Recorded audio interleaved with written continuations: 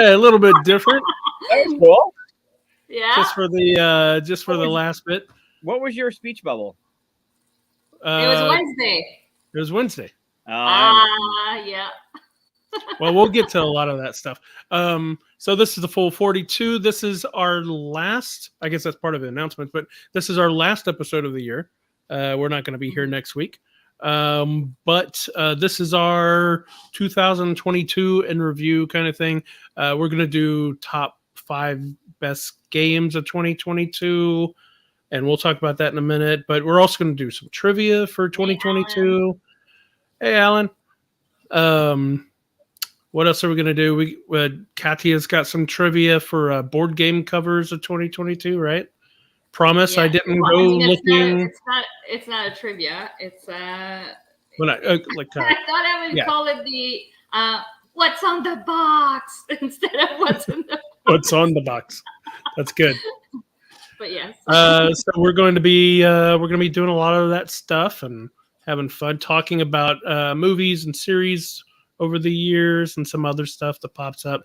I got a trivia for the year of just random stuff. So see how much you've been paying attention over the last 12 months.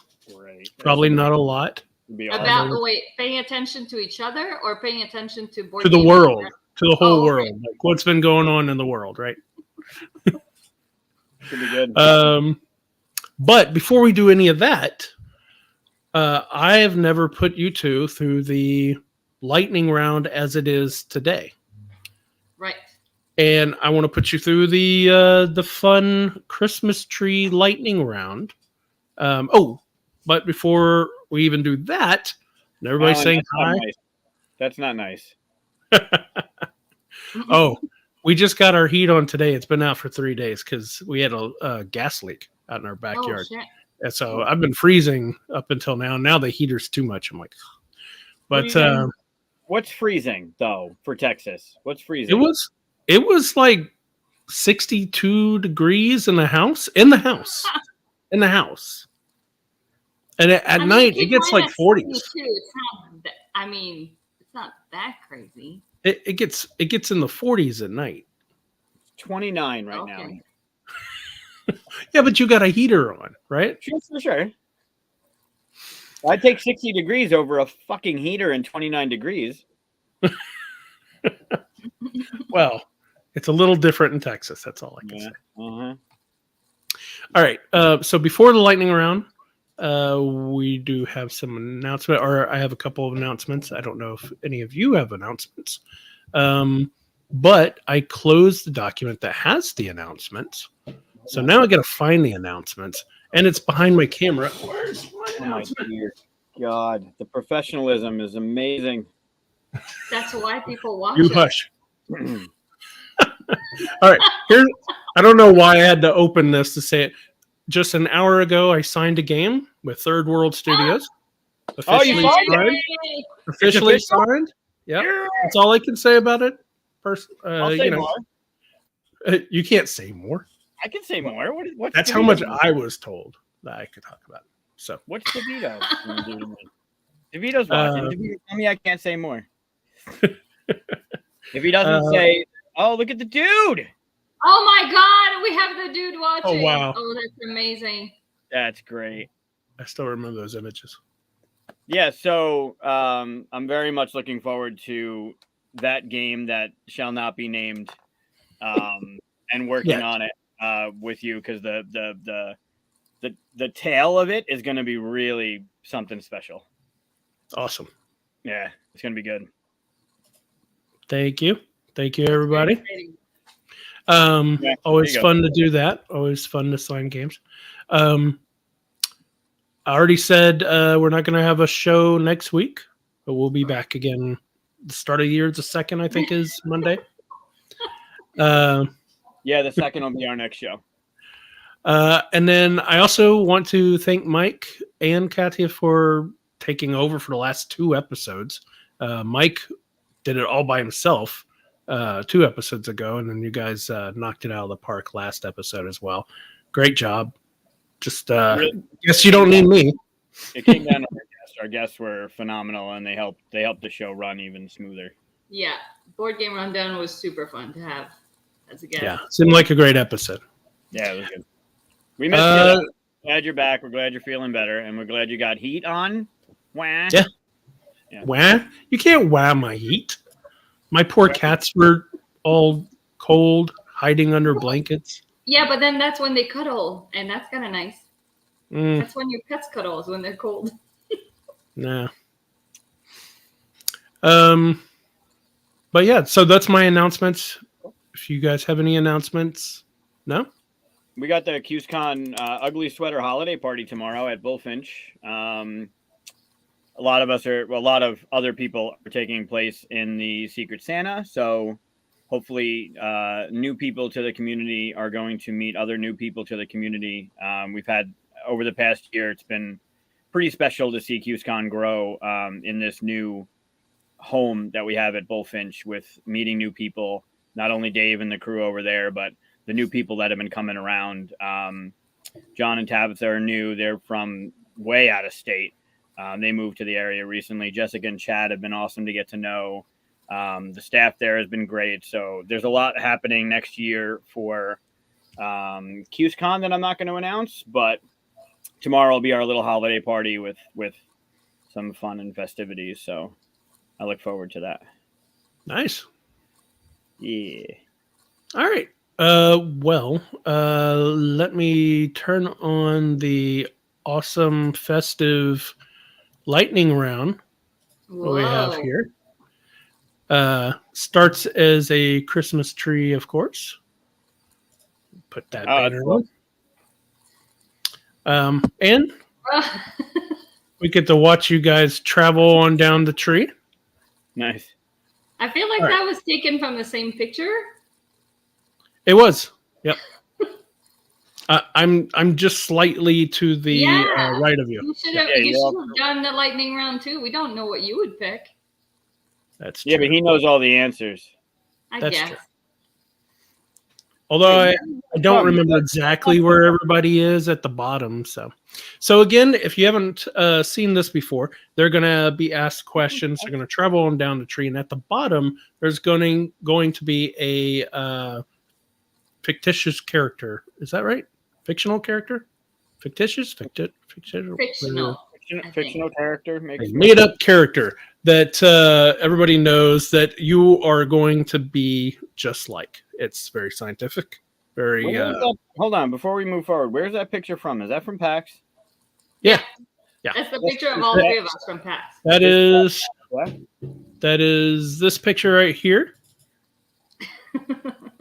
Oh yeah, I was just gonna show it. There you go. Yeah. And we got Corey and Donnie behind us too. Yeah, Corey and Donnie in the Mission Control. That's one of the things I'm looking forward to, is actually having Mission Control at conventions to sell, because PAX, with that simulator, people were like, I want to buy it. So that game's release next year is going to be pretty bonkers, and I'm super happy for Corey and Donnie. Awesome. All right. Katia, pick a hand. Your left. All right. Looks like you go first. Oh, is that what that means? I didn't have anything in the other one. Oh. All right. So, and then I'll just alternate from there. So, first question: Grinch or Elf? You're killing me here. Oh. Some of these. Elf, you mean like the movie, from the movie? Sure. Yeah. I gotta go with Elf. Going with Elf. All right. Same question to you, Mike. I'm going with my current state of Grinch. I didn't have to hear the answer after current state. All right. Your question, Mike. Ball ornaments or bows? That's a loaded question, isn't it? Ball ornaments? Like, you couldn't have worded that any different? I didn't know you'd go this direction. I didn't mean it for... You knew someone could have went that direction, so you went with ball ornaments? You know what I mean? The glittery balls. I mean, I definitely love ball ornaments. So you're definitely picking balls. I just Ball. want to make sure you Yes. want balls. Yes. All right, Mike wants balls. Multiple balls. Multiple balls. Already. That's your own fault. I take no responsibility in that. That is your own. Oh, I didn't even get a. Okay, wait a minute. I pick Alpha and I don't get a Christmas question. The dreaded question: Han Solo or Indiana Jones? For me, it's Han Solo. You knew this one was coming at some point, right? So, all right, Han Solo. And sorry, you said balls. Ball ornaments. Balls. Yep. Yes. All right, Katia. Giving or getting presents? Giving, 100%. Giving. You guys might meet it again here. Let's see. Mike? Only sing Christmas music or laugh like Santa? Oh, fuck off. And I mean like really bellow the ho-hos. No, sing Christmas music. All right. Mike doesn't like the hose. I don't. I don't think many people do. Oh, you meant the ho-ho-hos. Okay. Right. Of course. Mike, deck building or worker placement? Worker placement. All right. Flung way over here. Katia.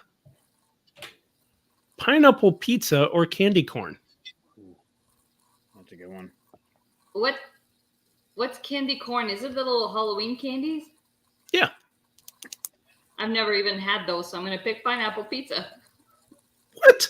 You've never had candy corn? Do they not have it in Canada? No, they don't look appealing to me, so I don't think I've ever eaten one. Wow. Did I tell you about the flavors that Jason had at Retro GameCon? No? They came out, they have a pack of candy corn. It's called tailgating. They're hot dog, hamburger, like I can't even imagine because candy corn is one of my favorite candies. I love candy corn. I can't imagine eating a candy corn that tastes like a fucking hot dog. Yeah, I've never. I don't think I've ever eaten one. Yep. Yeah. Whatever's gonna help you later, Steven. Candy corn. Don't like cooked pineapple. Yeah, I know. People have opinions. So you said pineapple pizza. Absolutely. All right. Getting I flung eat it. over here. So yes. Now you guys are answering honestly. You're not just doing this so No, you see not multiple even. questions. Like I'm not. Right. Yeah, I'm being honest. Film noir or horror? Horror. Mike? Always wear a cowboy hat or a top hat? We went over this in our meeting on Tuesday. Top hat because I'm fancy. Oh. That's true. We did talk about that. Mm-hmm. If you see the thumbnail for this video. I have a top hat. All right. Role-playing game or escape room? Oh, man. Is the escape room done right? Because there's some pretty shitty escape rooms. Let's assume both are done right. Like good DM and all right. Best versions of either one. Role playing.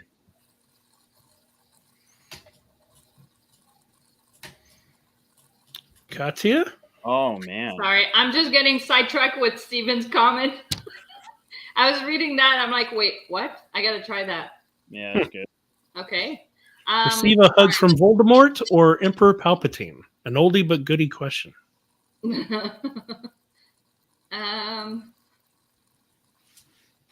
Yeah, Voldemort, I think. Voldemort, you think? I'm not 100% convinced. Fire in the fireplace or snowman in the yard? Oh, fire in the fireplace. Mike? Fly but crash when landing or look like anyone but 1 foot shorter? Do I get to change who I look like? Or is I just got to pick that person? I'm stuck with that person forever. I was thinking more Mystique-like. So, yeah, you get to change, but you're always 1 foot shorter than they are. I'll do that. All right. Live as the main character in Groundhog Day or Die Hard? Groundhog Day. Ooh, that was quick. Yeah, that would be. You don't want to be John That McClane? is shocking. Glass in the feet isn't appealing, but I'd like the idea of reliving every day and just fucking with everyone. Country music or disco music? I pick country music over disco. Ew. I'm not a huge disco music person. Trampoline with Jim Carrey or skydive with Dwayne Johnson The Rock?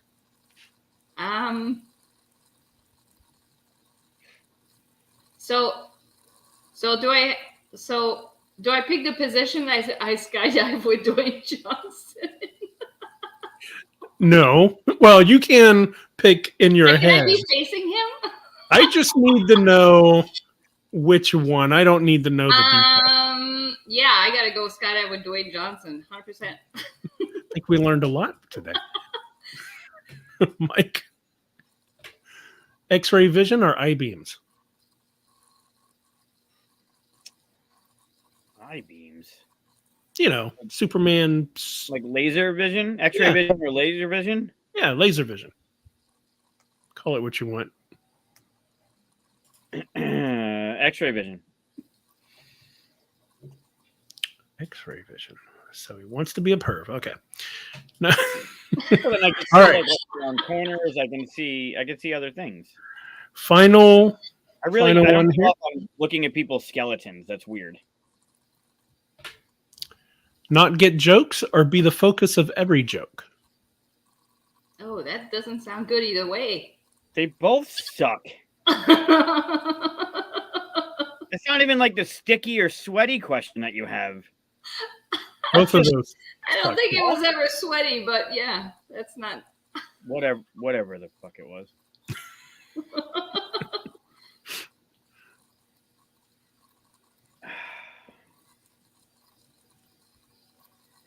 That sucks. Hmm. You know what? Fuck it. Be the focus of every joke. I'm good. All right. We're going to hide your little face right there.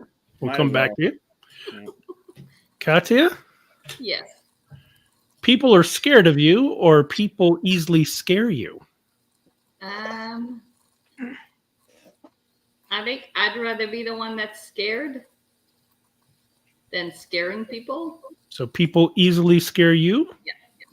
All right. So we're going to find out who you're most like. Ralphie Parker. Where's he from again? He's from The Christmas Story. Oh, You know, the kid that don't shoot your eye out. I don't think I've ever seen it. Mike, That should be great. you're Santa. Oh, I thought it was Krampus. That's the complete opposite. Well, they're all holiday Yeah. ones. Should I reveal all of them since we're not going to revisit the holiday thing for a while? Sure. All I right. mean, you can. It doesn't So you matter. could have been, you were struggling with this question, right, Mike?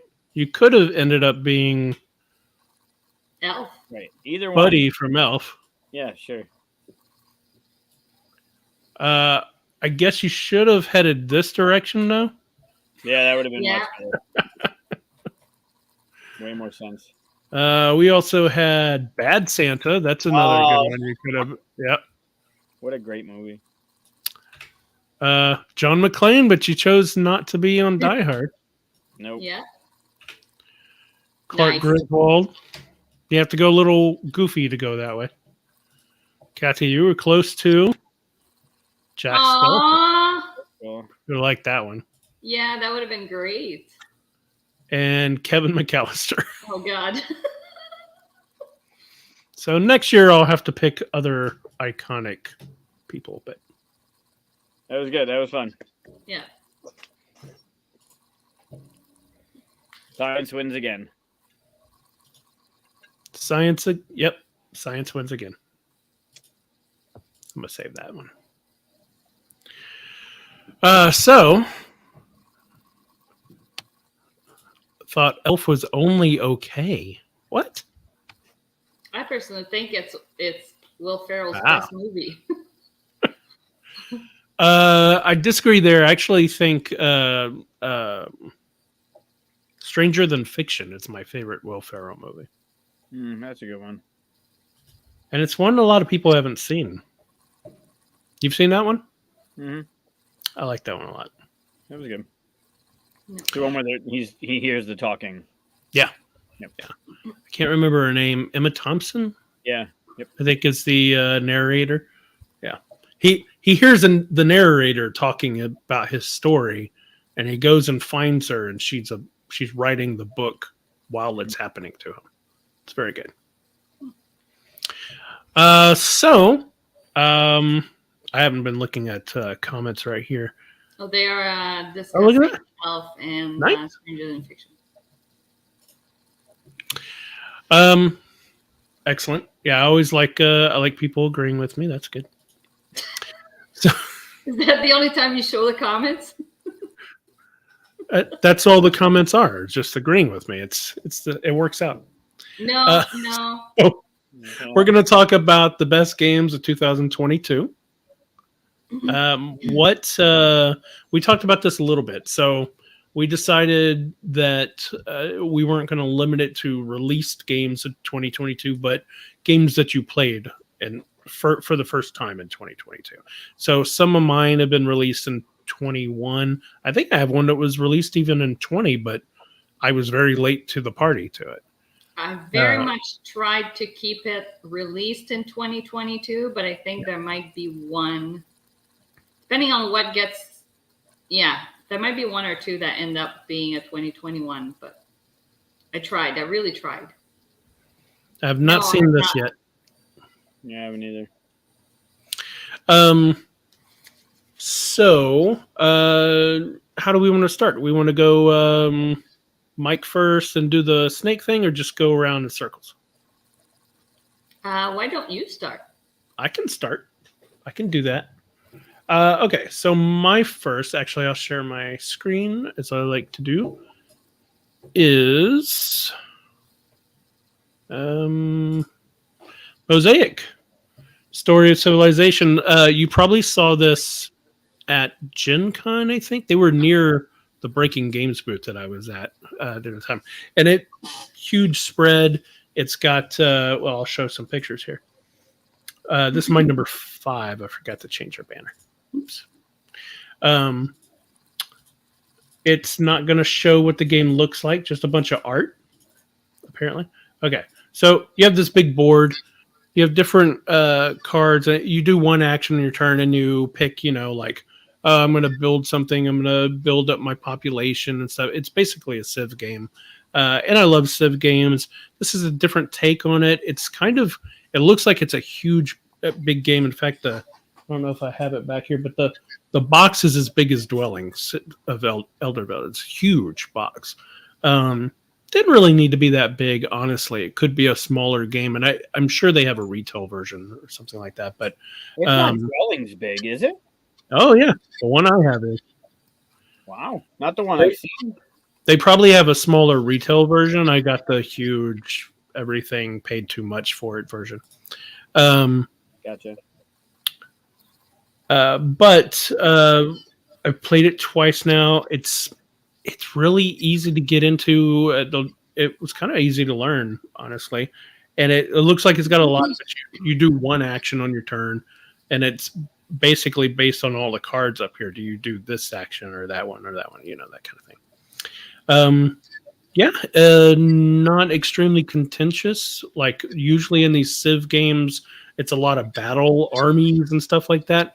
And this one, it's not. This one is like, oh, you have armies, but they just like that's how much your influence is in that area that gives you points or something like that. You know what I mean? So, and I prefer that. I don't want a Civ game to become nothing but a fighting game. So, lots of tracks to move up and get better at things, and it's fun. It's got a hell of a table footprint too. Yeah, there it is. All big board. Yep. Get all your colors. You got all these minis. You build monuments. I got the coins. I don't have these little plastic bits. These little plastic wheats and breads. I don't have those, but I do have all these different monuments and cities and stuff like that. So. Those glasses come with the games. You can read the small text too, or no, the glasses don't come with the game. But yeah, fun game. That's my number 5. Brett, who's in the chat, brought it to Bullfinch a couple Tuesdays to teach.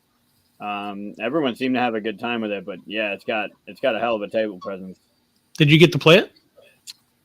I'll let you answer that question. No. Okay. All right. Katia, what's your number 5?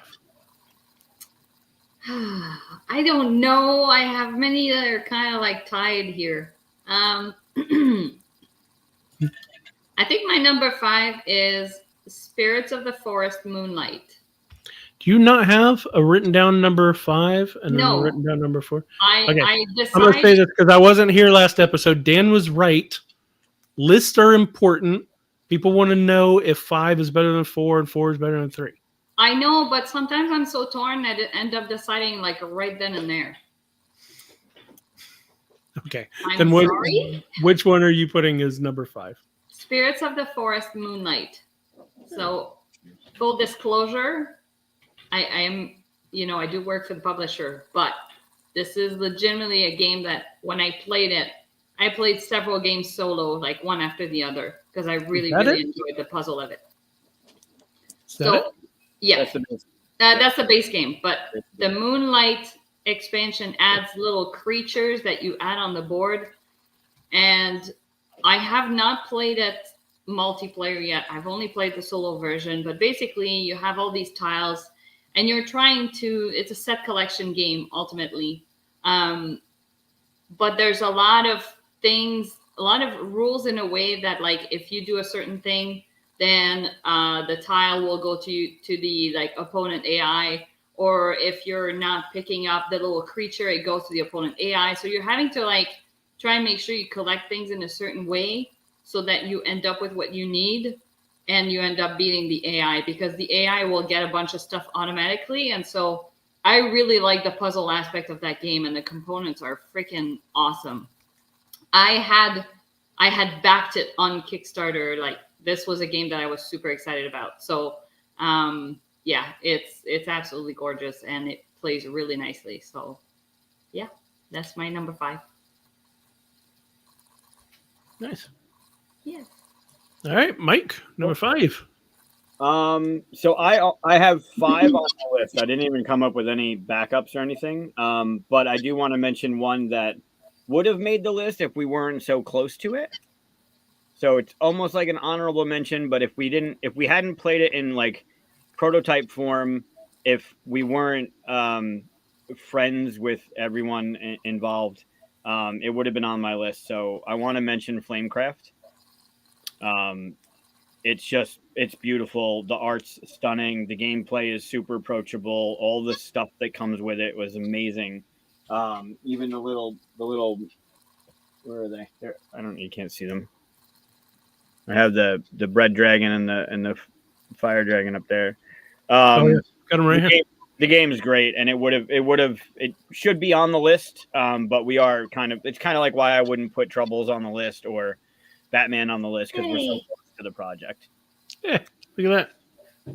Which is the month of January in the calendar for those who got it. Oh yeah, I just got mine. Awesome. Well, I'm glad. Yeah, I specifically had to leave, or felt like I had to leave Flamecraft off my list because I work for Cardboard Alchemy. And, so you take it as a grain of thought. Grain of salt. A grain of salt. I like that. I like the way that sounds, yeah. But I did get I've only played it virtually until I received my actual copy. And I finally got to play it last weekend. And it was great. Yeah. I loved it. Played it with my daughter. I don't know if you can see it in the screen, but I still have the prototype that that Peter gave me for early, like it was from last year, but I was bringing it around with me. I brought it to QSCons. I brought it to I think PAX or Origins. I forgot, but so I've been playing it for a while, and the production copy of it, as expected, is just beautiful. So if for no other reason, just to mention it, and it's not because Peter's in the chat. It was on my list to mention anyway. Other than that, I'm gonna come out of the gate with 5 with a game that we talked about a lot last week for being a card only game, but Marvel Remix came out this year. I think it did to Fantasy Realms what it needs to do. Not only is it an approachable theme, but the game is streamlined. The iconography makes sense. The way that your hand becomes your fight, right? That kind of like an issue of a comic where you got your villain, maybe you have a location, you got your heroes and stuff. The game it's easy to begin. Like Fantasy Realms is not complicated, but what they did with Remix is they just made it even more approachable. So it's one of my favorites of the year. Yeah, I got this at PAX and I've played it a few times since. It's really good. Yeah, it's great. I'm not a huge just quick card game person, but I've played a lot of good ones recently. This was one of them. Had you played the original? No. Before? Oh, okay. No, Mike Vanderveen, friend, got it, and we played it one night at PAX, and I was like, okay, I'll go pick this up because it was pretty good. Apparently, as Steve has pointed out, I have influence over a lot of people. Didn't know I'm that. sorry. What? Michael has influence on Katia? Who said that? I don't think that's true at all.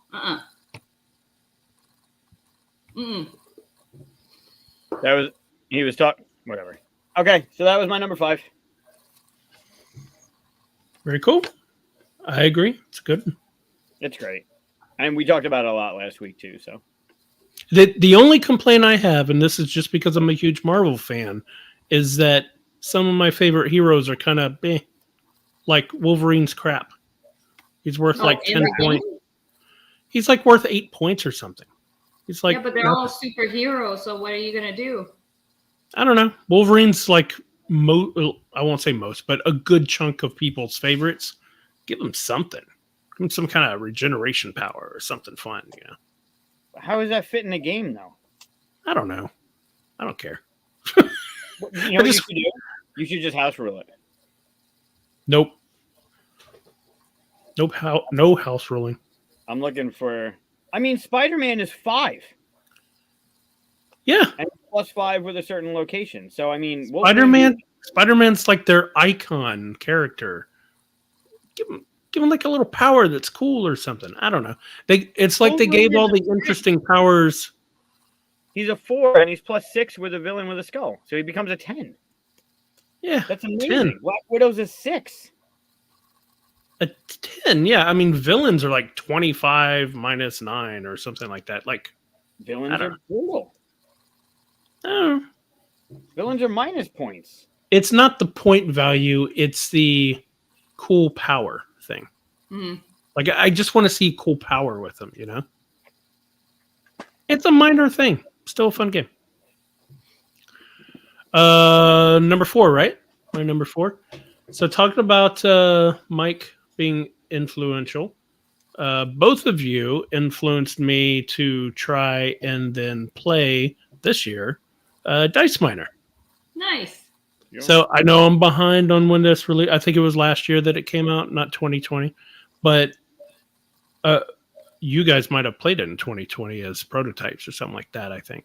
No, I think it was last year. Okay, because you talked about it for quite a while before we ever got to play it. Gathering in August, like extensively. Yeah, but Dice Miner's just a fun game. I have only played it virtually because I can't get a hold of it, but I would like to at some point.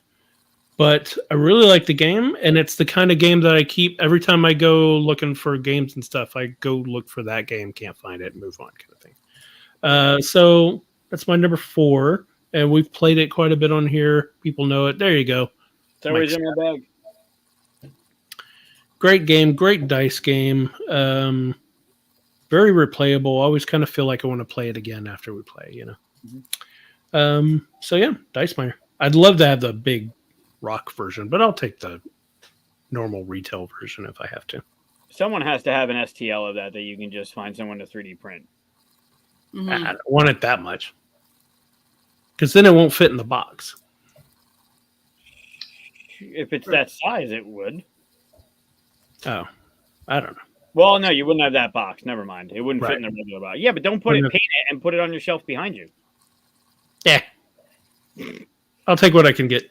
The gameplay is great. I'd like the extra stuff, but if I can't get it, then gameplay's still great. So. Yeah, the game is awesome. Cool. Katia, you're number 4. My number 4 is Cat in the Box. Well, there goes one of mine. Deluxe edition, I guess. Yeah, there's only one edition. Yeah. I love the artwork. It's so simple, but it's so cute.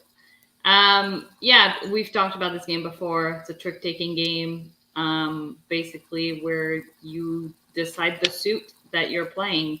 So your cards don't have a suit, and you decide what suit it is when you're playing it, and then you claim a spot on the board, and you're trying to make longest path to collect more points. You're also trying to get points by basically predicting how many tricks you're going to take during the game.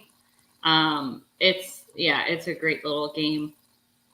The components are good too. So it's, for me, that's a win. Small box. So if you're looking for stocking stuffers, that probably fits in a nice stocking. I believe all 3 of us bought this at Gen Con.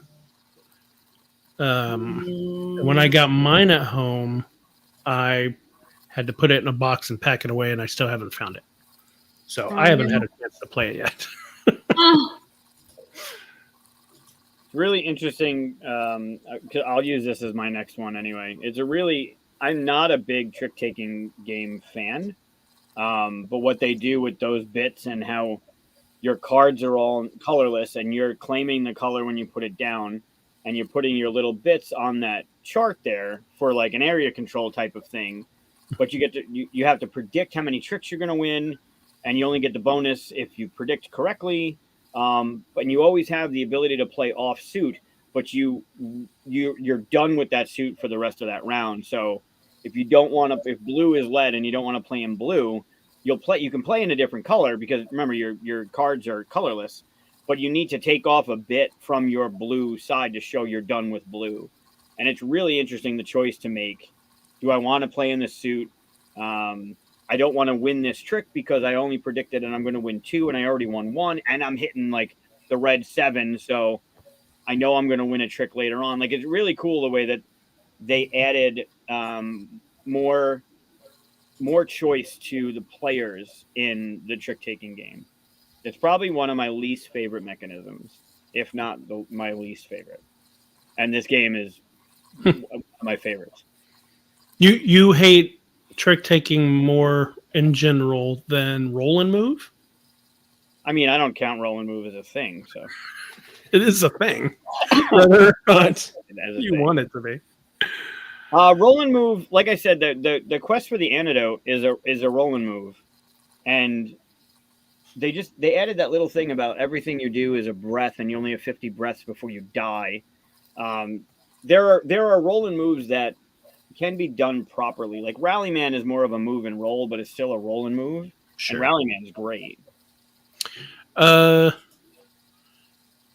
that was answered already. Oh, okay. Well, I was just going to tell him Mosaic was mine. It was that giant box I brought to your house to play, and you didn't want to play it. So just that's my brother. All right. So that was also your number 4, Mike? I mean, I'll use it for my number 4 because I don't have any backup this time. So. All right. So that means I have to run over here and turn on number 3, and it's up to me for my number 3. So, in the spirit, again, of being influenced by both of you. See, here's the thing. I say a lot of games, and I don't see you guys playing those games ever, I'm about to show another game that both of you influenced me to buy and play, and that's Red Cathedral. Great game. It is a great game. I played it with Peter Vaughn whenever I went to LA this year. That one's an older one, and it's like on my honorable mentions. Nice. Yeah, that came out last year, yeah? This is right next to Cat in the Box because I bought it at Gen Con after you guys told me how good it was. It came out the year before, but I hadn't played it until a couple months ago. And I think the expansion came out for Gen Con. So, and I didn't get that. So, but great game. I'm sure many people know it. It's Dice Rondell, and Rondell really helped sell it for me because I love Rondell stuff. And I can't wait to find it in whichever box I packed it in, and play it again. So it's in there somewhere. It's such a good. I mean, that was the year. I think when we came back from, was it Gen Con? Devere just destroyed me. Everything they put out in their booth was just stellar. And this was one of them. I didn't expect it to be because it's a smaller type box, but it packs a punch. Like the way the rondel works, the way your board is working, and you're unlocking stuff, and you're claiming those cards, and you're putting those things that give you bonuses when you use the game just sings. It's so good. This rondel thing is so fun. Yep. To mess with. It's like, all right, what do I want? Okay, I want wood, but there's only one wood, and all that's it. I could get 5 of these. Do I even need those? That kind of stuff. Yeah. There's a question in the comments. What's the? Oh yeah. Boardgameartcreations.com, but I don't have them up yet because I don't know if I'm going to have any left. So there's that. If you don't want to miss out, I'll put it just subscribe to the newsletter or whatever on the website, and then you'll know if I have some left. I'll just put it in the chat. There you go. Thanks.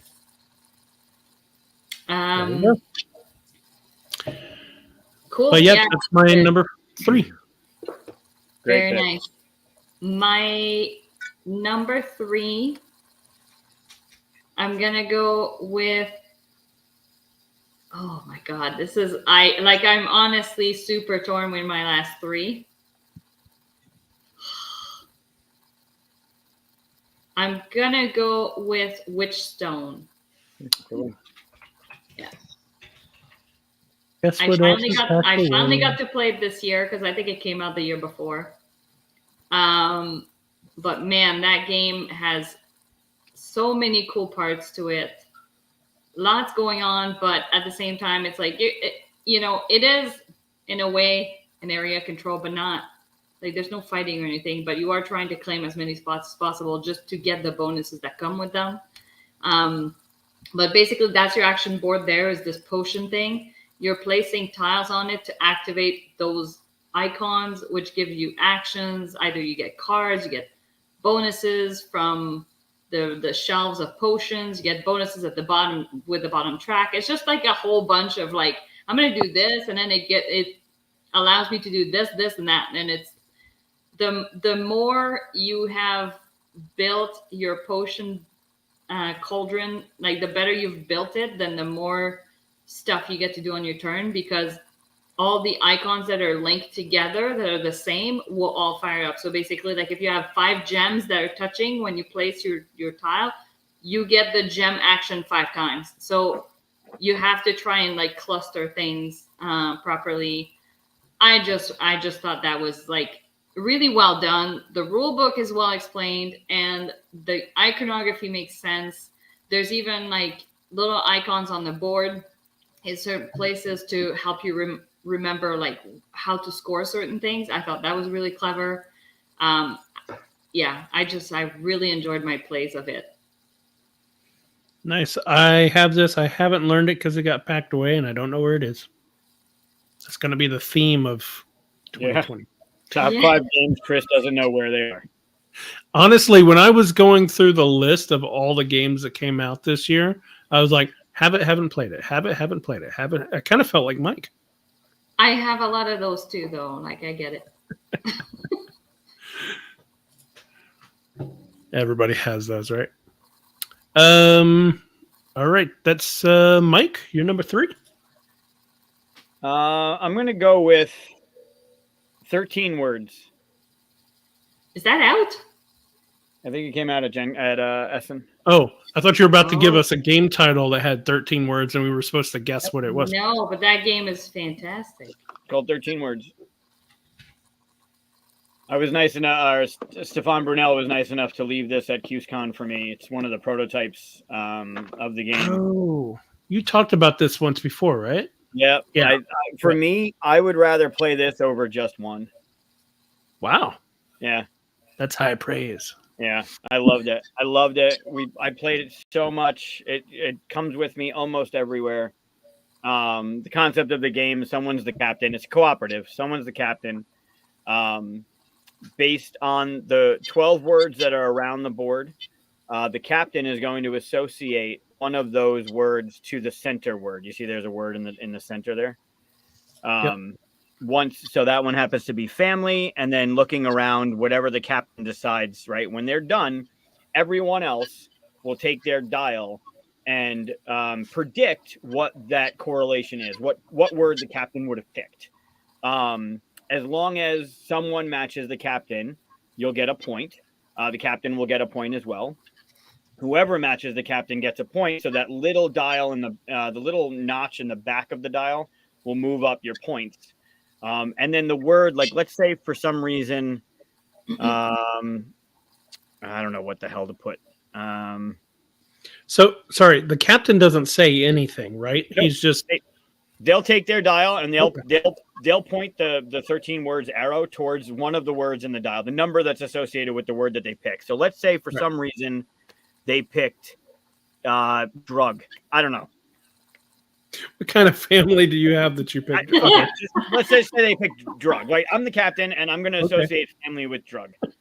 So all right. I'll take my dial secretly and I'll put the arrow towards 5 and I announce that I'm done. And everyone else will try and predict what word I'm associating with. Whoever word, when I reveal, whoever would pick 5 would get a point, and you'll move that little dial in the back up more points. Then what'll happen is drug will get flipped over and put over family. And on the back of drug is another word that you don't know. And then the captain moves to the next person, and that person's trying to associate the new word with one of the 11 words that are left.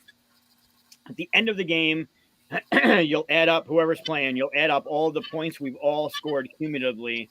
And on the back of the captain board, there's I can show you. There's a chart for how well you did. Make sure I do that. Sounds fun. I want to play now. It is fun.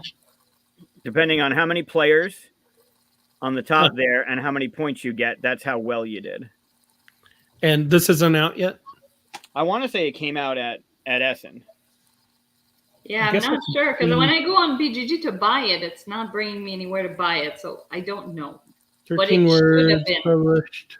Say it definitely was scheduled to be out at Essen. I do remember. I'm almost positive it was an Essen release. Yeah, I'll have to keep an eye out for it. Looks good. It's great. It's so much fun. Good pick. See, influencing me to get more games. So I hear. All right. So my number 2 is what we're on now, right? Yep. Number 2. All right. So number 2 is a game that I was surprised by. And it's one that I haven't heard a lot of people talk about, so maybe it's just me. But it's Meeples and Monsters. Ooh. Now, I know you played this and didn't have fun with it. I want to hear it. But first of all, I like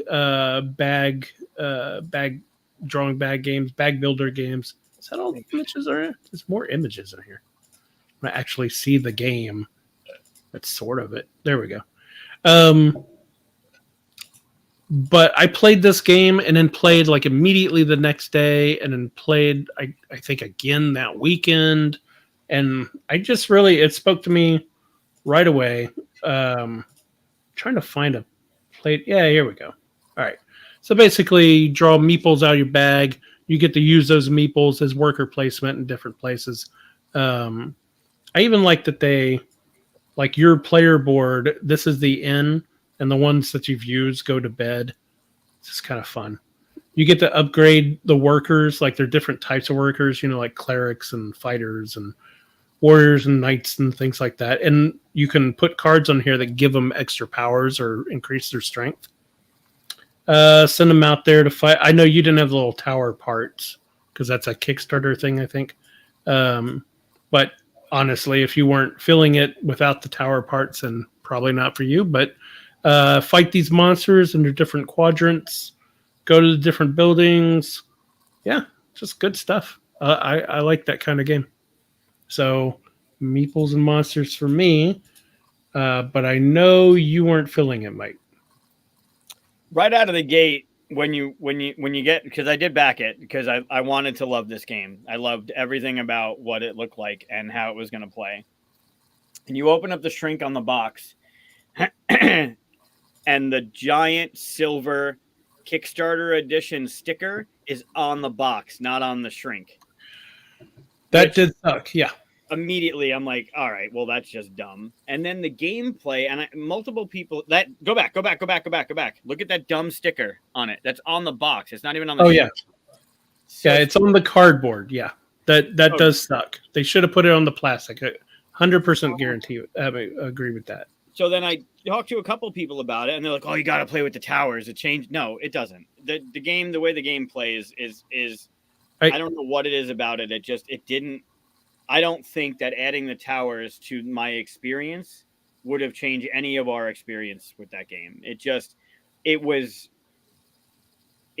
fell short. You wanted it to be this really cool, upgrading your meeples, they become stronger, and I don't know. I think you played this, by the way. Pretty sure we brought it over. The way the board works, the way the inn works, the way you're upgrading your meeples and you're making them stronger, the way the worker placement, you go out and you do a thing and you got the different places of the town. It looks really good. It didn't seem to catch a lot of people. Like, it just came and went whenever it delivered. So maybe I'm a rarity. And, bag builders are my favorite game ever is Orleans. So I'm already kind of biased toward that. So I would just rather play Quacks. See, Quacks didn't do it for me, but I've only played it virtually. It gave you that well, there is a little tactile fun to it, right? But it gives you that stress of, do I put just what are the odds that I get a 2? Like, there's no way I'm going to get the only 2, and there's that stress of pulling your hand out of the bag and like, fuck, I got the 1 out of 10 I didn't want to get, I got. And that bag building, the fun of that bag building, this didn't have that. You pull out the meeples and you're like, well, this turn's going to suck for me because I got the shit meeples. Like, it just didn't have anything to, like, I don't know. So is it not a push? So it's a bag builder, but is there no push your luck in the drawing? No, you build your bag, and then when it's your turn to pull out the meeples, you just pull out stuff, and either you get the bombs that do absolutely nothing, or you get the blue and you need the red. And right, I think Quacks is unique in that it's a push your luck bag builder. Most bag builders are like deck builders. You buy new stuff to put into your deck or bag, and what you get is what you get when you draw cards or draw from your bag. It's the same concept. So, yeah. So maybe don't get bad meeples. But it's not a push your luck, though, right? It's not a push your luck because you're reaching into the bag and you're pulling out whatever meeples you are for the turn. Where Quacks is like, you pull out one at a time and you're like, oh, do I do more? Do I get another one? That element of reaching your hand in that bag and deciding to pull out another thing creates that stress in that game, where this is just a feel bad moment when, like your brother just pointed out, those shit meeples come out. You're just like, what do I do? Like, there's just nothing you can do. You're just like, he was quoting you. This is true. Well, right, but it comes down to, well, I understood the game when I played it and stuff. I think for me, the push your luck thing isn't that big of a deal to me. Like, I don't hate the mechanism or anything, but it's not like I don't go, ooh, I'm going to play that and stuff. So for me, whenever I played it, I was like, ooh, a bag builder, and it didn't do the bag building part that I like about bag building. See, Um, so I think for me, because Quacks was my first bag builder I played, it set a precedent of like almost me expecting that feeling in the subsequent bag builders I played. Like I played Orleans and I liked it a lot. And I played Wonderland's War, which I really liked as well. But yeah, like there's definitely like something like this, like you're not having to push your luck. So yeah, it comes down to you could just get a bad draw, just like you could get a bad roll in other games, right? Like a deck builder, at least normally you're done with your hand, you put it in the discard, and then you're eventually going to get to the good stuff because it's in that pile. Versus the bag builder always makes you put everything back in the bag. No, not these. No. Okay. Not that. Yeah, one. that doesn't have. That's what those little beds and the thing is. When you draw, here we go. You're gonna draw everything out of your bag until it's empty, and then everyone they all go in there. Oh, so then that seems fine to me. So it works just like a deck builder. Okay. So if you don't like the meeples that you're pulling, it's because you're not building your bag right. Right. User error. You're saying it's user error. Yeah. Play better. Yeah. That's my number 2. Then. Yeah. Katia, what's your number 2? I'm still torn. So part of me wants to like flip them just because the one wasn't released in 2022, and I feel like it shouldn't come at my number 1. But I'm gonna go with the way that the game felt, and I'm not gonna worry too much about the year. My number 2 is Acropolis. You got that before I could. I was like, it's sold out, and you snuck a copy of that at FinCon, didn't you? I did not realize it was going to sell out so fast. Yeah. Because when I went, there was a massive piles of it, and that just like ran out that day. Yeah, so it's a tile stacking game. For those that aren't familiar with it, you're building basically a city, and you're putting different types of terrain or different types of like attractions, whatever, markets, and you're trying to follow the criteria of that color basically to score as much points as you can. So the scoring is very Cascadia-esque in the sense that every type of tile does something different. So you're trying to maximize how you're positioning things. The cool thing about this game is the stacking up part. So when you're building over the whites, you end up getting these little cubes that you use in the game to get further in the market to draft on your turn. So basically you have like one tile you can draft for free, and then afterwards you have to pay for them. So you want these little cubes as currency. So when you cover those white tiles, it allows you to get more cubes. And then the higher that you stack, the more those tiles score when you have the multiplier in your display. So basically each tile will score.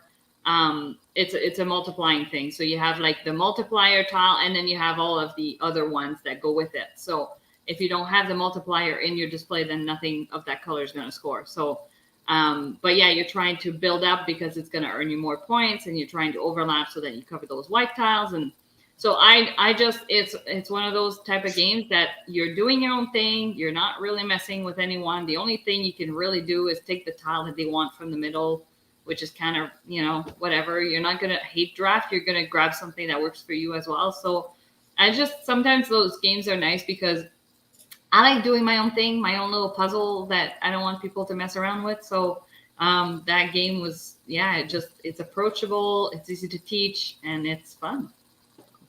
It's just a re-implementation of Ginkgopolis, though, isn't it? Like, did they add anything different to it? It's not at all like Ginkgopolis. Oh, I thought it was. Ginkgopolis is the one that we played at Gathering, right? That my teach was an absolute mess. I thought this was just that game, just completely different. Oh. No, it's entirely different. There's no claiming like buildings or area control on it. Each person has their own little display that they're putting together and building. Cool. Yeah. Nice. Yeah, I wanted to grab it, but ran out at Gen Con. I'll get it eventually. Obviously, if I'd bought it at Gen Con, I wouldn't have been able to play it anyway because I would have thrown it in a box and never found it again. Someone was supposed to get a second copy at Gen Con, but Sorry. yeah. Mike, you're number 2. I'm going to go with Hadrian's Wall. Hmm. I know it came out last year, but I played it this year. Came out 2 years ago, apparently, 2021. Yeah, but we're doing 2022, so that's only 1 year. Oh yeah, I'm already in 23 right now. Math is tough, Chris. I get it. Yeah. So Hadrian's Wall initially was like, all right, it's a roll and write, cool. And then you look at the price and it's $60. I'm like, $60 roll and write, what? And it's heavy. Like the game's heavy. It's got weight to it. I don't mean it's a heavy game. Physically, its poundage is heavy. Really easy to play, really easy to learn. The iconography makes sense. It's the first game that taught me I can't do everything in a game. There is physically no way you can do everything in that game. The combos and the way the things work is great, but the game is just, you need to abandon certain things. It's amazing. Why do people put googly eye on the cover? Kudos to whoever put that on there. Sorry, continue.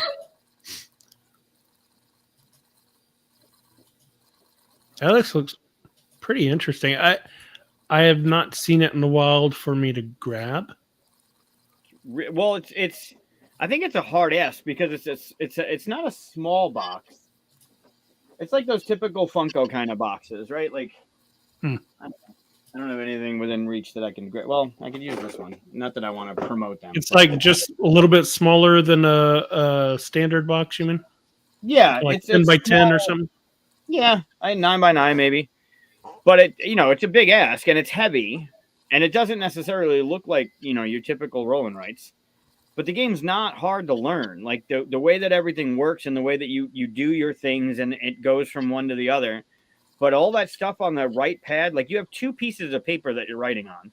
And all the stuff on that right pad there are the different people you can influence and the different things you can do. And you can't do it all. Like you physically can't do it. There's not enough turns to do all the things. And it's a really good game, but it had a big impact on me. Nice. Worth a try if you know anyone that has it or you can get it. I mean, it's worth it. Definitely worth it. But you will learn you can't do everything in that game. Same for me. Roll and write doesn't usually intrigue me, but this one does. Yeah, it's grabs definitely a heavier. So the other one I was trying to debate which one I wanted to use in this one because Twilight Inscription it's also got a lot of that kind of feel where it's pretty and the markers are great and the colors are good and I like Twilight Imperium. And then this is a roll and write that does that kind of feel, but it doesn't feel like Twilight Imperium. You're kind of on your own. The way the dice work and you're triggering stuff on a board and then you get to do your bonuses. You also can't do everything. But Hadrian's Wall was like a quick lesson. And yeah, you're going to have to abandon some stuff because it's just not going to work for you. Nice. Really good. All right. We are down to our number one game of 2022-ish. I say ish because mine came out in 2021. But I didn't play it until the next year. In fact, I think most people didn't get to play this until 2022 because it was kind of hard to get at first. It became really popular quick and they had to reprint it. And that's Ark Nova. So Ark Nova is easily in my top 10 games right now. Played it really... I played it a lot when we first got it. I always look for a good game shot here, but... yeah, that's not bad. Building your own zoo. Fun little idea for a theme and stuff, but of course it's a lot of people already know what this is because it's been around for a little bit, obviously. But building your own zoo, a lot of stuff going on. You're trying to chain off of different things. A lot of people compare it to Terraforming Mars, and I'm not a big fan of Terraforming Mars. And one of the reasons why is because Terraforming Mars has a billion different things you could try. Like, oh, okay, I got this card at the beginning of the game that's like have butterflies or something like that, right? And then you never see butterflies again for the rest of the game. This has like 5 things and then another 5 things, and you always see those come out. And so it's like either 5 regions or 5 types of animals. And you're like, okay, I'll pick, apes from Africa as a main thing. And you will see apes in Africa coming out as you go. So it's just a lot cleaner, a lot like more tight as a game. And you always feel like you get to at least jump into some stuff that you've started. So have either one of you gotten to play this yet? Haven't yet. Yeah. It intimidates me, to be honest with you. It gets played a lot on Tuesdays, though. It hits the table quite often. What'd you say, Katia? It's intimidating. It's one of those games that's like a big teach, but after round 1, you're like, oh, okay, no big deal. I know, but I don't like big teach. I'm sorry. I think I'm past that. Like, I don't know. I'm noticing my threshold. This is not lies. Peter, it's because birds aren't real. This is true. There is some pivot you have to do. Like birds will come out, but it might come out like later when you've already given up on them and stuff, right? So you can't just go, all right, first card I got was birds. I'm going to do birds no matter what, or I lose this game. You have to pivot. You have to go, okay, birds are coming out. I'm going to go for this. It's one of those games that... But then is it going to be a problem if you do that and then birds start coming out and you've like penalized yourself by switching strategy? Like, no, it's not. It's not like that. It's kind of like you should kind of see what is out on the board. Like if you've got birds, if you got like 2 birds in your starter hand, bye. If you've got like 2 starter birds in your hand, and you see one out on the board that you can grab a few turns later, you're like, okay, I'm going to start birds. And you can do something with that. But if you got 1 bird and you just go, I'm going to do birds, well, you don't have any information to tell you that that's going to be a viable thing. So, okay. But anyway, that's my number 1. That's your number 1. All right. What's your number 1? My number 1 is also a 2021 game. It's Gutenberg. I played it twice this year, and yeah, both times I finished the game, and I'm like, man, this is a well-designed game. It's very smooth. It makes sense the way that the game plays. You're basically printing stuff the old-fashioned way. So you need ink, you need those little block letters in order to print your stuff. You get bonuses that you can accumulate towards the end of the game. There's these little gears that you get, and then every turn, when it hits a certain action, you're going to rotate them and get a new bonus on them. So whatever gear you decided to use in your board, then they're going to give you those little bonuses. It's just a really, really cool game. And the way that it works for first players, so that's one of the really smart design of the game, is that everybody has a certain number of cubes to assign to different tracks on their little hidden board. And basically those tracks are corresponding to the actions that you'll take during the game. And the first player gets gets the most amount of cubes. No, sorry. The first player gets the least amount of cubes or something like that. And then it goes decreasing, basically, or increasing, because basically your first player breaks ties. So always has that advantage. So for that reason, the first player will get less cubes than the second player and the third player and the fourth player. So, and then when you pass the first player around, then you basically end up giving a cube to the last player. Everyone gives the last player a cube, which increases their pool. It's like, it sounds crazy, but it works, and it's like super neat. when you see it happening, and it's like all of a sudden it's like, boop, okay, we passed the first player, and then that last player ends up having like way more cubes than everybody else. So, and yeah, obviously the components of the game are like crazy. The fact that they have these little wooden printing blocks in the game, still, I can't believe that they did that. Yeah. I will say I played this when I went to LA with Peter, actually. And yeah, it's okay. Yeah, it wasn't your thing. It wasn't bad at all, and I'd play again. I was going to buy it before playing it. Luckily, Peter bought it, and I don't think I need to own it. But it was. I wouldn't say there's anything bad about it. It just didn't grab me. I don't know. It's weird that there's the. It's weird that there's these wooden vowels. It's only the vowels, right? It's not all the letters. It's weird that there's wooden vowels that they could just be cardboard and that's it, and they just kind of up the production a bit by making You mean it like wood. these token things? Yeah, like these could just be cardboard and it'd be the same thing, right? But they up the production a little bit, which is fine. A lot of games do that, right? But I, for whatever reason, thought that the bits were going to be used like, I don't know, not like stamps or something, but I don't know. I had it in my head that it was gonna do like it was gonna sit in a thing and move around, or You thought but you it were wasn't. actually going to be printing stuff, didn't you? I don't know, not exactly. I wanted to do more with them. Like I wanted those little wood bits to be a thing that like I could put in a slot and slide or something. You know what I mean? And because they're chunky and they're wood and they just weren't.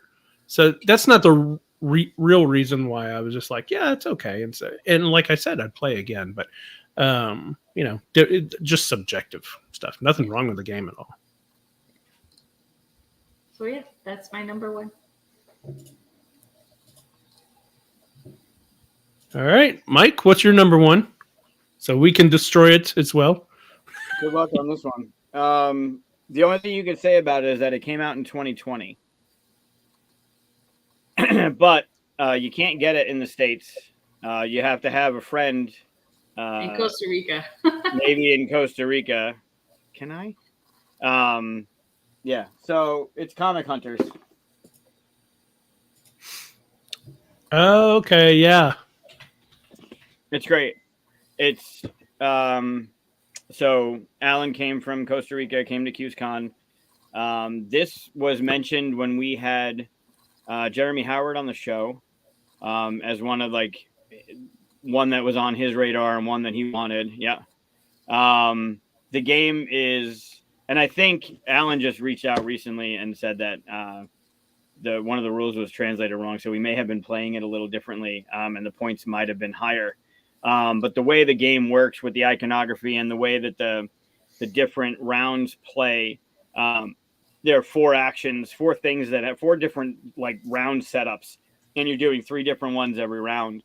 But basically, you're hunting for comics. You're trying to grow your collection, and they have epic battles. They have first appearances. They have first costume appearances. They have I had this one. Stuff, right? And the thing is, and it's on the back of the box, that Spider-Man one. Like as you're playing, you're looking at, if you're a comic fan, you're looking at some of these going like, I have that upstairs in a box. Like I have those comics, but the set collection nature of it, the market value of all this stuff, the way the game plays is so. Once if you get the English translation of it, it's just so fun. And I haven't seen anything. I haven't played any game that does what this does. The way that the rounds work, the way that the set collection, sure, there's plenty of set collection. The way that the game, the variability in the game based on those comic chits, those little icons there, what's worth more this game, sure, that's been done. But the way that the rounds work and the way that each part of the round plays with the 4 different ways that they could go, it's really just fresh. It feels really fun. So yeah, I obviously, Alan, thank you so much again for it. But the game, if I were to actually organize these lists, this would by far be my number one. Like above all the other stuff. As much as I love Remix, as much as I love Cat in the Box, it pales in comparison to the feeling that this game, the way that this game works. It's just fun. It's just really, really well done.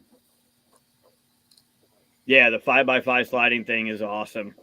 So good. So is it not in the US because it's a heavy licensing issue with Marvel, I imagine? Because this is all nothing but Marvel. It's all Marvel. And I mean, honestly, right? Like the I'm gonna knock Gizmo over. The front of the box looks like a comic, right? You got the little thing up here, right? It looks like it's got the Infinity Gauntlet, kind of like the shirt that you're wearing. It's got that comic kind of feel, right? It's got that kind of the lettering, right? But like the smartness, look at the side of the box. Oh, that's fun. Right? So you got the gold, the silver, and the modern age of the character. Like even the thought that they put into the, like, look at Falcon, right? Like the thought they put into the game, it's just really, you know how I am with the little things, right? Like that little thing makes the game that much better for me. Just like, oh man, they paid attention. Like this is cool. It's not just the side of a box, right? Like the side of this box is okay, cool. But like that looks like it's the volume, right? It's on your bookshelf and it's got the different volumes of the stuff. It's just really, really well done. And Alan will be happy to know. I think he might have heard in the podcast I did with the Tabletop Submarine that my cards are sleeved. Yeah, I apologize for those that want to grab this. It is a little tricky to get. But if you can get it, or I know it's, you can get it in the secondary market for a little more expensive. If you can get it, it's definitely worth it. It's solid on all levels. Honestly, like this would be my game of the year by far. Even though it came out in 2020, it probably would have been my game of the year last year. It'll probably be my game of the year next year. The game is that good. Wow. So your number one was actually a number one. You actually had a list. No. Yeah. One above another is a list. The other ones are jumbled. But if I were to create a list, there would be a one and there would be others. This would be the one for sure. And I don't do that often. Uh-oh. I think you might have put Alan on the spot now. Yeah. See, so when I do put so much emphasis in a one, it makes it that much more important rather than it just being a number one like I always do lists. I point that one out specifically, that it's that good. Yeah. It's nice to see a list. Just a one. But a list. Okay, so that's our top 5 games of 2022-ish. I should have put ish on the thumbnail. Katia, do you want to do your board game cover quiz now, or do you want to do the trivia? Yeah, let's do the drawing. I don't have a trivia. Do you have a trivia? I have a trivia. Oh, okay. I was going to say I didn't make a trivia. I have an empty glass, so I'm gonna go. That's good. We gotta figure out how to share screens and stuff anyway, right? Well, no, because I basically tell you a game and you're gonna have to draw the box cover without looking at it. Right. So should I wait to go get a drink? No, go ahead and get a drink. All right. For this one, I did get my copies of it and I did learn it. I haven't played it yet. I'm bringing it tomorrow to Tuesday, to QSCon Tuesday to play it. So I can report back in the new year about this one. Oh, sorry. I didn't know you were on a thing. All right. I shall return. All right. So while he's gone, let's talk bad things about Mike. No, I'm kidding. Wait, he's Absolutely. Still... Hold on. We got to wait till he leaves the room before we do it. I could talk about a couple of things that, well, we are going to also cover just our thoughts on like best movie, best series, best things like that. Should we do that before the? That could open up a lot of talk. Yeah, we'll Let, probably let's get sidetracked. let's do the little let's do the board game thing and my little trivia thing first, and then we'll talk about it. But I've got a list of series that every single one of them is ones that I would absolutely recommend, and they all started this year, which is crazy. That is crazy. I'm trying to say them 1, 2, 3, 4, 5, 6, 7, 8, 9, 10, 11 series. I have 11 series that started this year that I'm recommending everybody watch. Now, a lot of them are probably going to be easily guessed, right? But I guarantee you guys haven't seen all of these. Board game rundown. I don't know. Is it Dan in there? It's Dan, right? I think he said it was Dan. He's mentioning Planet Unknown. Surprised that we didn't mention it. I have it. I just haven't gotten a chance to play it.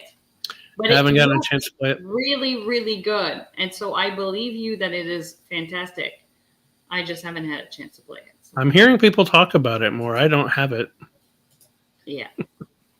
Yes, ma'am. Guess I need to get one of those, although there's already a list of games that need to be played, obviously. All right, so we're going to draw. Mike and I are going to draw. I have my talking bad about me. Is that what giant thing. Nothing that I wouldn't say to your face. Does that make it better? I'm the focus of all the jokes anyway, right? Isn't that what we said? Oh, that's what you chose. That's what you chose. I guess based on the. You know we love you, Mike. Yeah. All right. What I miss? We're supposed to draw what? Oh, I don't know. I was catching up in the chat. Oh, I see. So we're supposed to draw board game covers. Yes, it's called What's on the Box. What's on the box? All right. Do we write the logo? Do we draw the logos? You're gonna draw. Do you not remember doing this before? You draw the box cover as best as you remember it. So including text, if you like the logo, I don't care, but the wording, if you know what it looks like, if it's gonna help you, with selling me like points. I should probably make a point chart. I forgot about that. How are you doing points? Oh, basically just the 1 point per.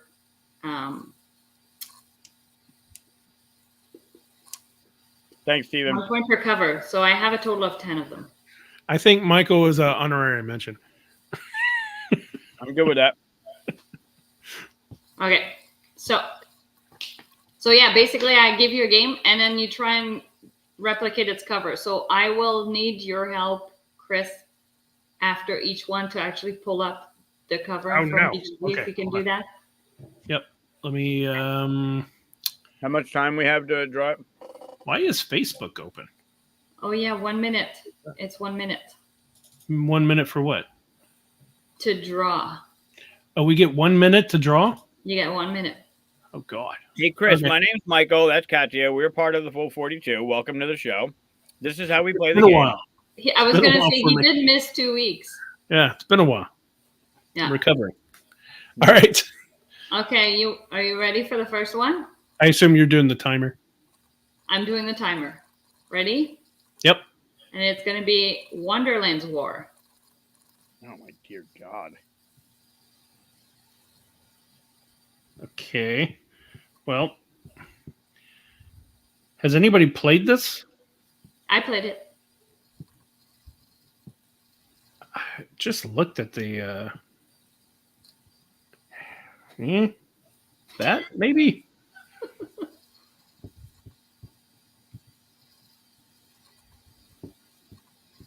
What is it good for? Absolutely nothing. 30 seconds. I think. Yeah, I don't know what I'm doing here.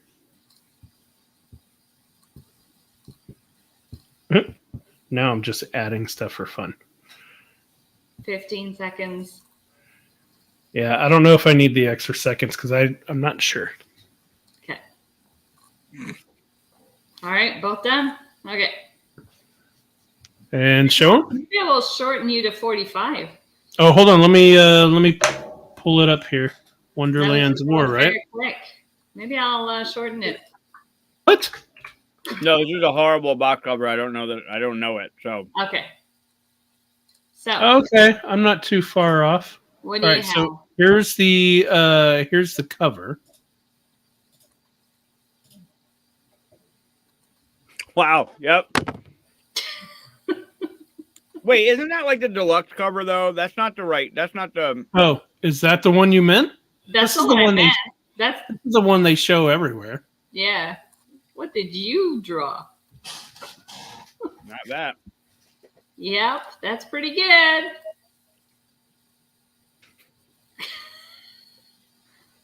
Uh, Oh. hey, you got a cat in there. I'm gonna go point Chris here. Woo! I'm pretty sure there's another box cover though. Oh, you might be right. I mean, If you can they- prove it, I mean, I'm not and if going. you can I'm not prove that going. it looks more like yours. oh, well, I'm the one running the image, so I'll take. I my don't point. care. I'm good. Okay. I'm good. No, You're you're right. probably right. This is probably like a slip cover or something. Is Yeah, that but what that's you the were one drawing? everybody knows, right? Yeah, the one with Alex and the Queen of Hearts and whatever. It doesn't matter. I've seen that image. I didn't know that was a box cover. All right. You ready for the next one? No, because I have to find my eraser. Did you just It's eraser time. Eraser. Remember Use when Michael went I to can't the use this shirt. This shirt is the Infinity War comic book shirt that I got at Comic-Con, San Diego Comic-Con.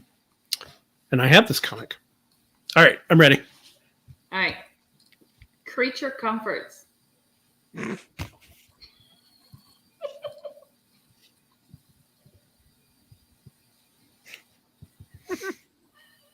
Well, I have not played this. Was there that? I don't know.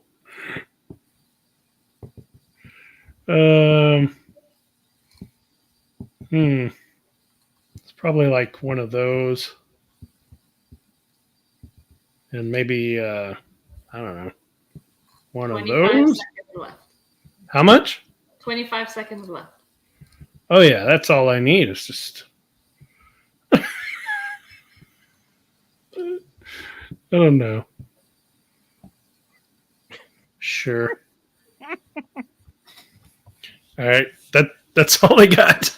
I'm gonna start looking it up. All right. Oh, sorry. Stop. Okay. You know, when you don't know it, I guess you need 45 seconds. I wasn't too far off, I guess. I don't know. Let's see. So he had an axe. Okay. So I thought it was a fox. Okay. Well, that's not bad. I knew there were 3 creatures on there. Is the duck pooping? No, it's another. Those are 3 creatures. I didn't finish the other one. Okay. It's supposed to be a chipmunk.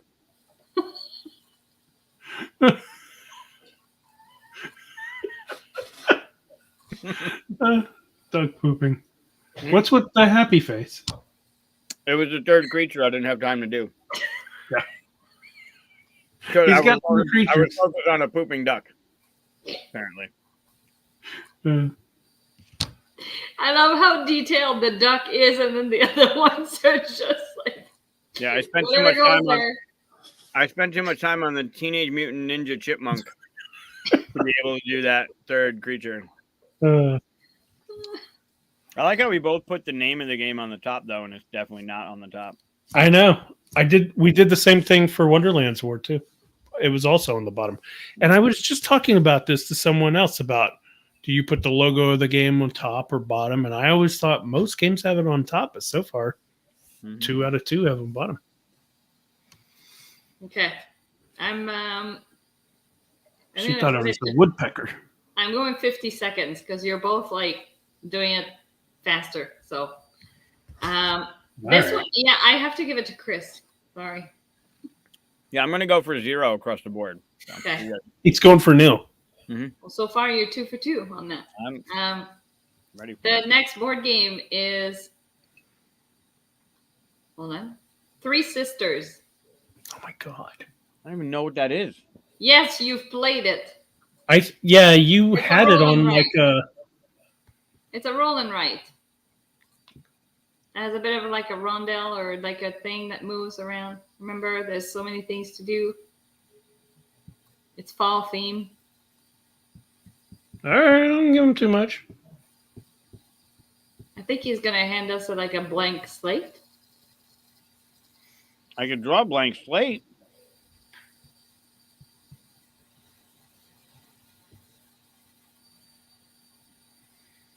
Sure. All right, I got it. 10 seconds left. Oh my god, are you shitting me? I don't even know. Fuck it. Okay. Oh yes. Fuck it. All right. That's Look up what the your cover. generation says. Oh yeah, let's look it up. I could have gone really wrong with Pumpkins. The cover's got pumpkins. Yeah, I got that too late. this. You're giving away. I'm just gonna eat my raisinets and be happy. I have to type in 3. Okay. So here you go. Yeah, I nailed this one. Hey, at least the logo's up top this time. But it's one straight across, not the way I did it.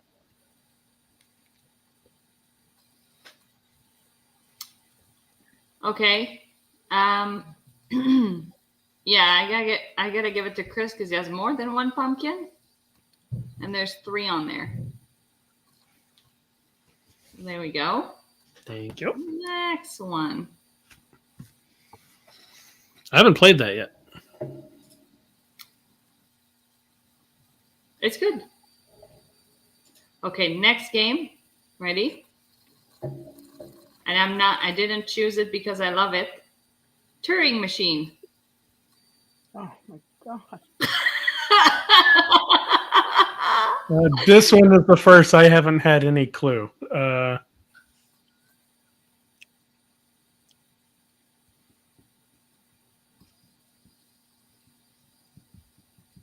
Hmm.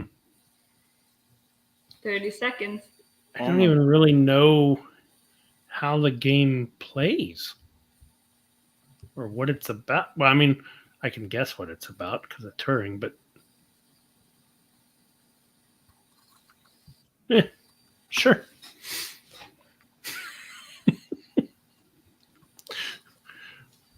Okay, now I'm done. I'm going to pull it up. She said. And time. Oh. Now. All right, what do you have? I mean, it's not hell. It's not. I knew it was basic, but I thought it had those, motherboard lines on there. What do you got, Mike? You want to? I might have this one. Yeah. Oh wow! Yeah. Oh yeah. Man, that's almost a copy. Did I not show it? You have it next to you? No. Yeah. Wow. Good job. I don't own that game. I don't want to own it. I don't own it. No, there's no. I wanted to try it until Katia trashed it. I mean, you could still. Some people loved it on Board Game Rundown. They loved it, and I still might try it. I watched their review of it, and I was like, no.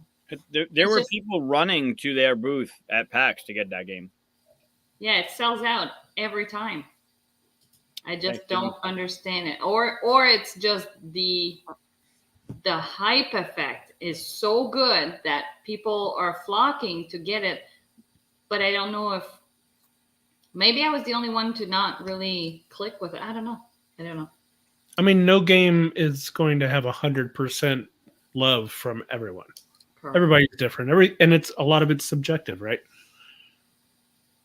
Correct. No one should ever feel bad for not liking something that's hyped or everybody else seems to love. My opinion. Next all right. game is, hold on, what is it called? Trouble? eBay Buy It Now, the game that was free at Gen Con. And go. Oh my God. I don't think I've ever seen it. Well, I know I remember you saw talking it about it. afterwards because I didn't get my free copy. I forgot, I completely forgot to go and grab it. I'm just gonna draw something that might. Oh.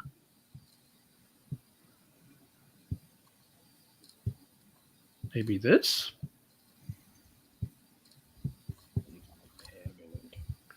And I wasn't even here whenever you had a guest on it that put it.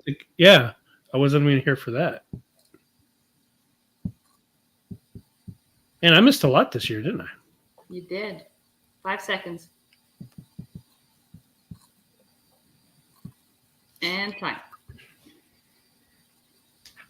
I have no clue what this is going to look like. So let me pull it up here. eBay. eBay electronic talking auction game. Oh my God, there's more than one game. eBay the card game or eBay Buy It Now? eBay Buy It Now. Oh wow. Yeah, I'm a little off. This is not what I drew. Nope. No. All right. Crazy enough, I think that's closer than mine. I drew a little conveyor belt with boxes on it. I just made a total guess. I mean, Michael has the logo of the company a little bit better. Sure. I'd give 0 points. I'm gonna give it to Michael just because. It's fair. I was far from it. I'd give 0 points that round. I'd agree with that as well. It's okay. It'll come back in some other way. All right. Next one is, are we ready? Yep. Star Wars Villainous, The Dark Side. Oh, fuck.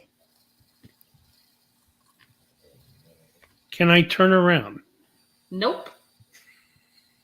Eyes on your board. Also, it is possible that at home you can hear my dog snoring.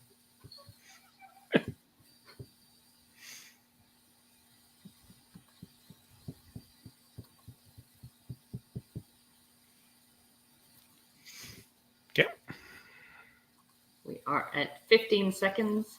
Oh my God. Oh, I'm done. I'm going to pull it up here. I think it's up here. How do you spell? All right. Am I spelling? How many L's in villainous? 2. Oh, I found it. Oh, my marker's running out. Is it? You have time to grab another one. What's the full title? Oh, there it is. Star Wars or Villainous Star Wars. Oh, yeah. Nope. Not Star what Wars I did. Villainous. No. There it is. All right.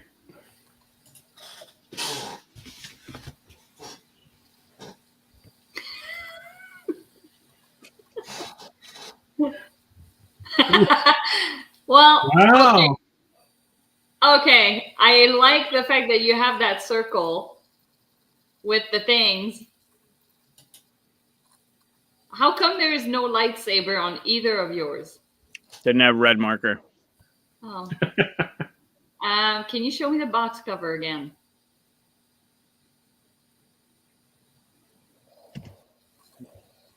Huh. Yeah, I think I have to give it to Michael because that circle thing. Yeah. That means you got like 2 elements of the box. Yeah. Yeah, I have to agree with that one. It is tied. Didn't expect that at all. Man. had such a strong beginning, and then it all fell apart. It'll full circle, man. The wheel will come back around. Don't worry. I blame the Turing machine. That was And super eBay. impressive. I blame eBay as well. That was super impressive. All right. Do you need to switch markers? No, I'm good. Okay. The next game is Boop. The hell is Boop? Okay, well, you need to look on the internet. Well, I can't. After. But, Well, damn, crap. that is a hotness. What? Yeah. All right. That was the, oh, you weren't here. Were you here for the episode that we had Grant? Yeah. His video of that game in one day got over 1 million views on TikTok. That's insane. 10 seconds. I can't wait to see what you're drawing. I don't know. Time. I have no idea what this is. Boop. You could have just said the word. It's a game of Jamiroquai. cats. It's what? It's a game of cats bouncing What's it on a called? bed, Boop. bouncing on a bed on a quilt. What? Okay. I'm sure you were spot on. Oh, that's not what I did. Definitely not what I did. Maybe I'm closer. Okay.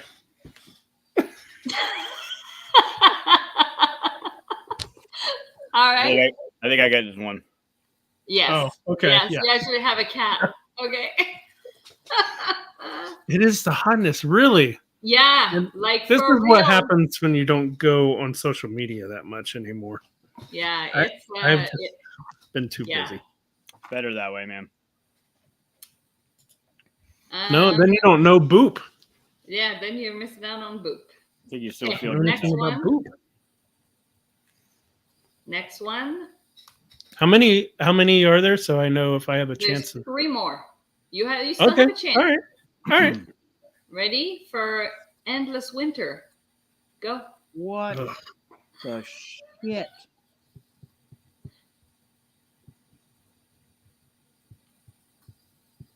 Chris is so focused. I gotta. Yeah, you're almost like angry and you're bored. I am because I don't remember. I don't know. Something back here and something there.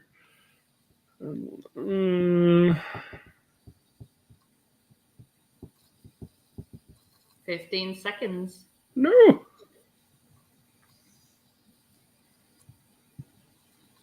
By the way, Steven is crushing the description of the covers in the comments. Oh. I should look at And time. Oh, let me pull it up.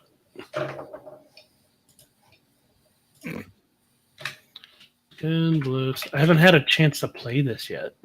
No, same. I mean, like I played it before I was out on Kickstarter, but I haven't played my copy. Ah, crap. Oh yes. Spot on.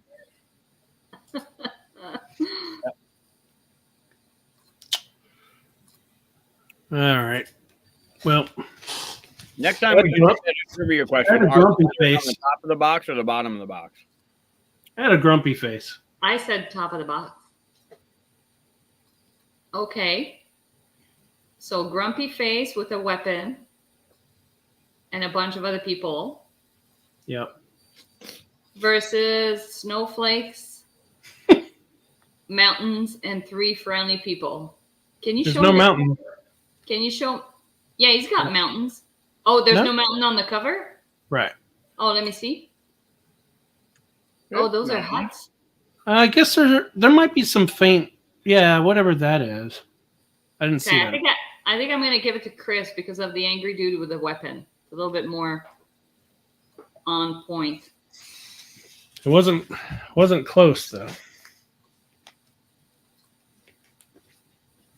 I just remembered the angry face. Ready for this next one? All right. Man, we're tied, aren't we? Yes. Woo. Return to Dark Tower.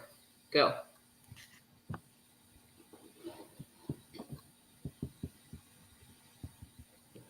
And I got to start paying attention to.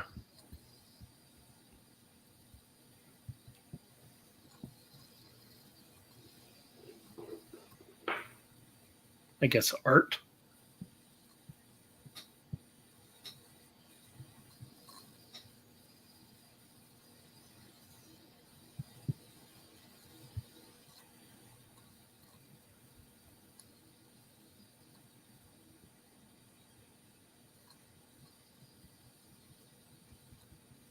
Ten seconds.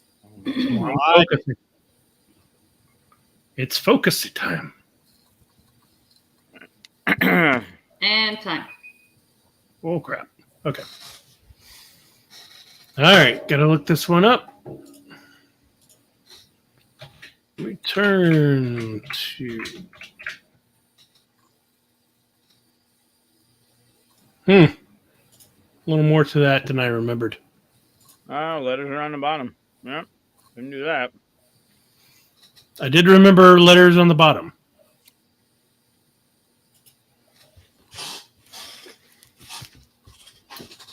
Oh, yeah. That's going to go to Chris. Wait, show Mike's again? No. Rewind. You can see it. I don't have any of the people, though. Did you have Neither do people? I have okay. also monolith.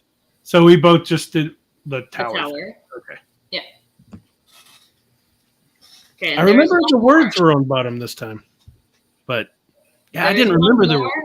Oh, sorry. Go ahead. I just didn't remember there were people on it at all. Brutal.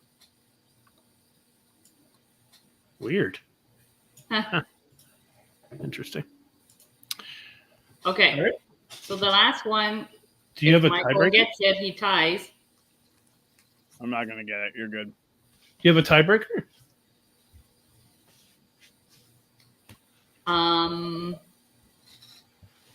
Maybe.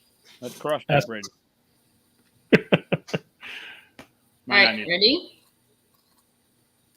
Cat in the Box. Go. I mean, honestly.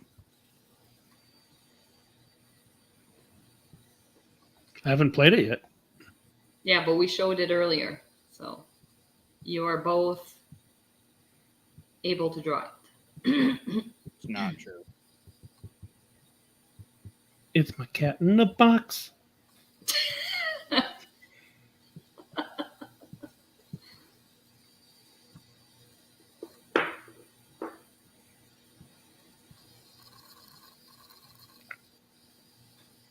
$15 seconds. Oh my God.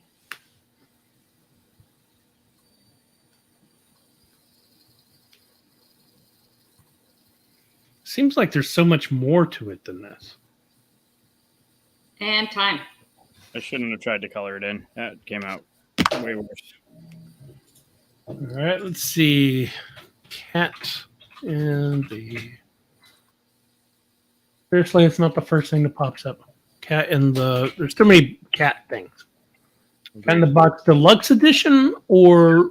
The cover is going to be the same, pretty sure. Okay. All right, so here is the cover. Again with the letters. Fuck.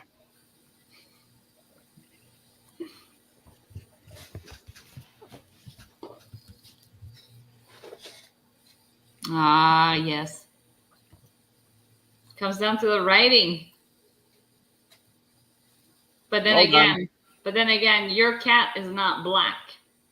Well, I didn't have time to fill it in. Did you erase yours already? I did, because look at his. It's way closer. It's not a question. All right. Well, kind of. I mean, it wasn't that hands down. It was pretty hands down. It was not like the Wonderland's War or the Creature Comforts. Those were spot on. That's the way they should have been. So Chris ends up winning 6-4. Well done. Good job, Chris. Thank you very much. You gave me a run for my money. Did I?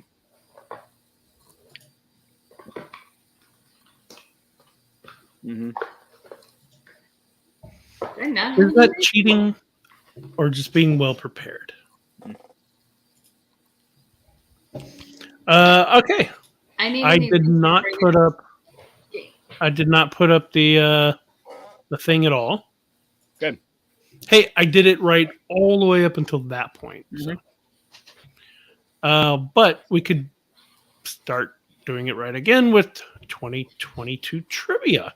I have on my screen here, I have 15 questions. They're all multiple choice, so you have a chance. Great. And they're about the 2022, the whole year. Comments, please put in your answers. Both of you hide the comments. Yep. Hidden. All right. So comments are hidden. All right. So first question. 2022 marked the 30th anniversary of which of these classic Disney movies? Aladdin, Beauty and the Beast, Lilo and Stitch, or The Lion King? 30th anniversary. And you're writing these down and then going to reveal them, right? Can you go over the things again?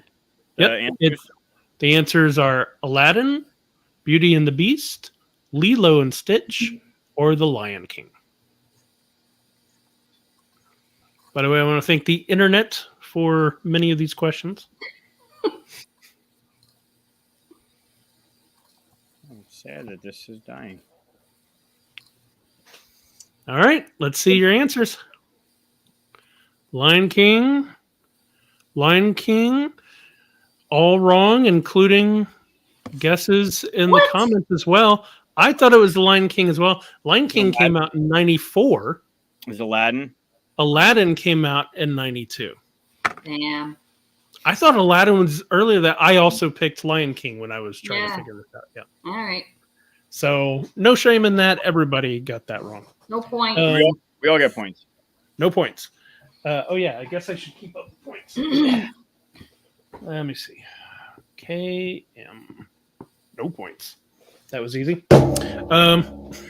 Just broke something. All right. Number 2.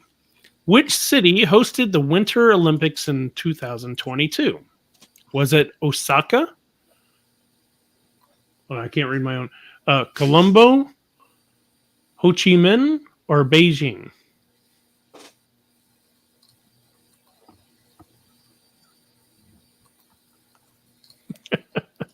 Shame to all.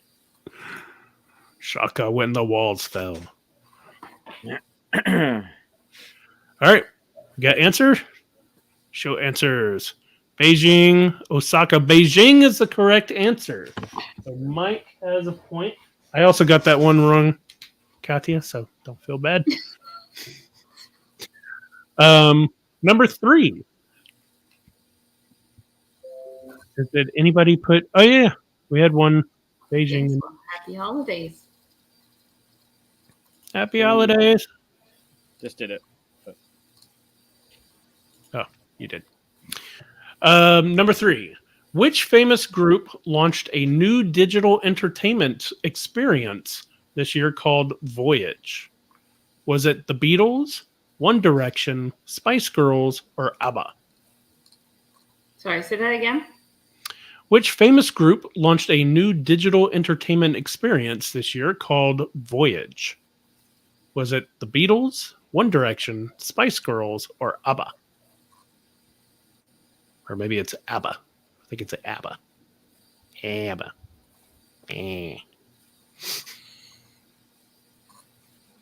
ABBA or ABBA? Which one is it? I'm with you there, Peter. Thanks. That clears it up. All right, what's your answers?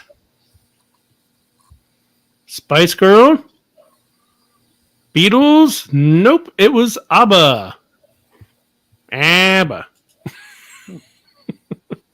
I did not know that one either. Addis Ababa. No, not Addis Ababa. All right. Number 4. Which singer who had a hit with Rolling in the Deep started her residency at Caesar's Palace in Las Vegas in 2022? Uh-oh. Britney Spears, Adele, Alicia Keys, or Ariana Grande? All right. That was an easy one. Point. Had to make sure somebody got points, right? Mm-hmm. What's 2 plus 2? Number 5. Queen Elizabeth II sadly passed away in 2022. Before that, she celebrated her Platinum Jubilee, marking how many years on the throne? Was it 50, 60, 70, or 80?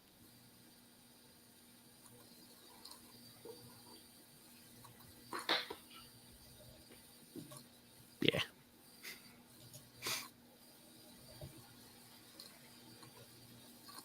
Trying to do math. 50, 60, 70, or 80. Not your strong suit. Nope, not since the 5th grade. Fuck it. That's when it all went wrong. Yep. We've been fighting since the 5th grade. No, because that would have put her... No, I'm changing my answer. Ooh, Yeah, that's this never fucking good. marker. I gotta get another marker. That's never good. No, I'll regret it, but might as well end the year on a bang, right? All right. You ready to show? You can actually read it. 80, both incorrect. The correct answer 70? is 70. God damn it, that's where I changed it from. That's great. Number 6. Which Middle Eastern country hosted the FIFA World Cup at the end of 2022? Is it Iran, Qatar, Saudi Arabia, or Oman? The spelling This has count? been all over the news recently. So, The spelling count? no. Okay. As long as I can tell which one you're picking. Show it. Qatar is correct. Another one for Mike. How do you actually spell it? I think you had it right. It's Qatar. Qatar? I had Yeah, QA. no you. Yeah. QA. Okay. Yep. Screw that country too. They were actually the last time I was in the classroom, the kids were streaming the was it US? Not the US, Swiss. They were streaming the game. They were all watching it. Number 7. Which Spielberg film celebrated its 40th anniversary in 2022? Was it Jaws, Jurassic Park, Gremlins, or E.T.?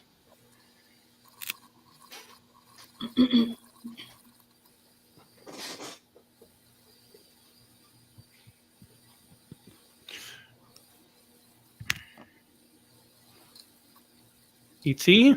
E.T. is correct again. Mike's doing pretty well here. For someone that doesn't fucking pay attention, I'm pretty impressed with myself. It could all go downhill from the rest of the game. I'm impressed. So. How about this one? 2022 is the year of which animal according to the Chinese zodiac? Yep, this is where it goes downhill. This is Is it. it the lion, the tiger, the ox, or the dragon? Why didn't you do lion, tiger, bear, and then oh my as D? What the fuck? What are the things? Lion, tiger, what? Lion, tiger, ox, or dragon?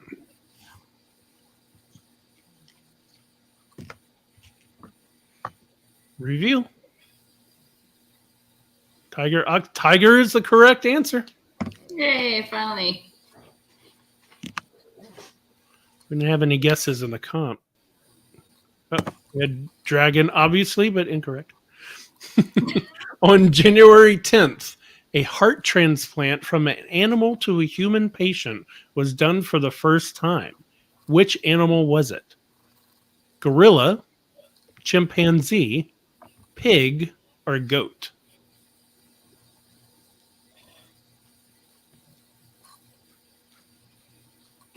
I feel like this is like a a B movie story. Well, if goat's the right answer, it's definitely a B movie story. I mean, Which way you going? this has to be. It's one or the other, but it's got to be this one, right? She says pig. You say chimp. The answer is pig. Catsy's coming up. They put a pig heart in a human? Yeah, actually, pig anatomy is very close to human. That's why they use them in biology classes for looking at organs. We had in my anat and phys class, we were taking anatomy and physiology 2, and we had to dissect a pig, which was awful. And we were supposed to label all the muscles, and we labeled the tongue, and the teacher wouldn't give us credit. She's like, I can't give you credit for that. Like, wait a minute. How do you not give us credit? That's a muscle. Right. So we actually the Lame. class was laughing, but we ended up getting a point for it. I would have given you credit. Yep. We got a point.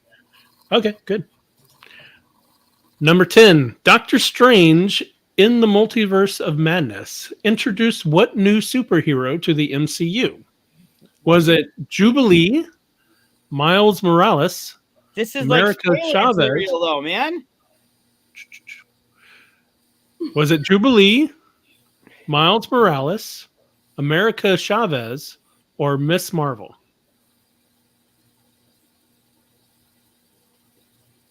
It's not spoilers. It is. I haven't seen the movie. Yeah, but it's You would it's in hate trailers. if I did this to you. You would No. It's in trailers. It's everywhere. You would lose your mind. Nope. You don't like watching trailers because it spoils. You know what's funny is that he's going to get the answer right after all of this. He's going to reveal his board, and it's going to be the right answer because he's going to have heard it already. After all that complaining, did you need to hear the options again? No.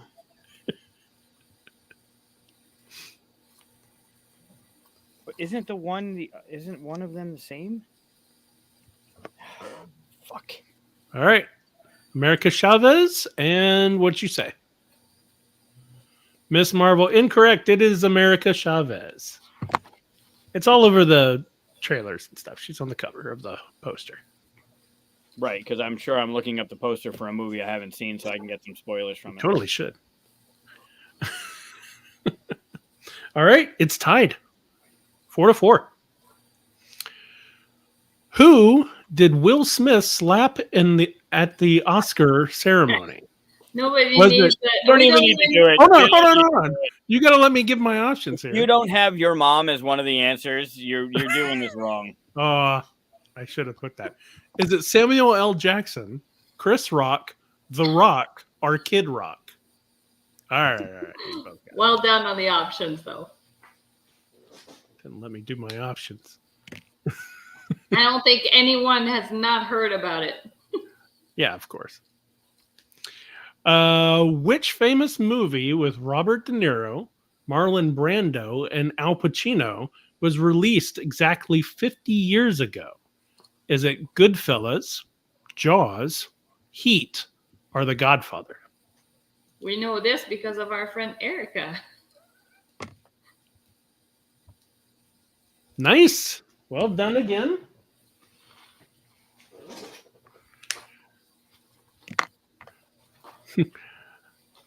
I like, yep, Evan had both of those.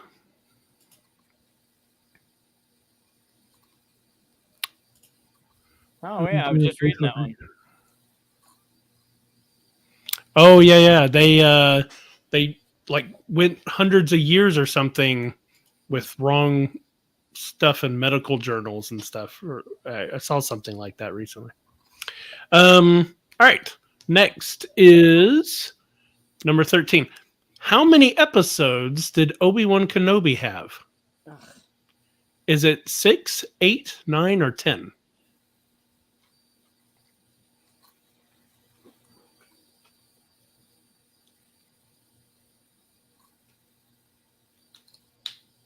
Oh my God.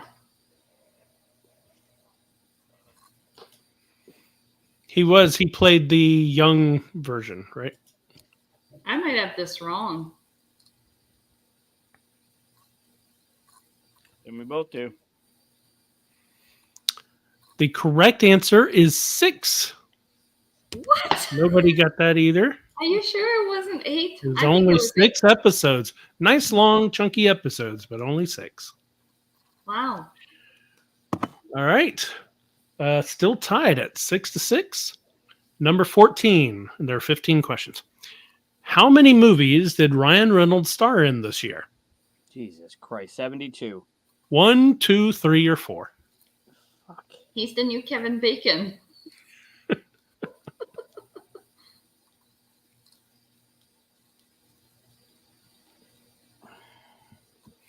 Yeah, he's definitely in Godfather 2. I just thought they must have done something to show him in there. So one of you says 3, one of you says 4, one of you is correct. He was in 3, Adam Project, Spirited, and Bullet Train. What about Free Guy? That was last year. That came out last year. That was released this year. Nope. I mean, it was delayed and put out this year, wasn't it? Delayed and put out last year. Or It was supposed to come out 2020. It was definitely last year. Final question. Again, Mike, you can either tie it Or lose. or lose. Yep. I'll come up with something as a tiebreaker. You won't need it. All right. Here's the last one. What was the highest grossing film of 2022? Was it Jurassic World Dominion, Top Gun Maverick, Doctor Strange and the Multiverse of Madness, or Black Panther Wakanda Forever?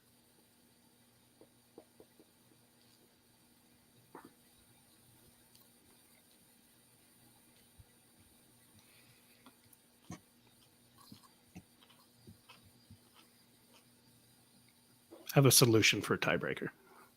You won't need it. Because we get the answer correct. It's still a win. So.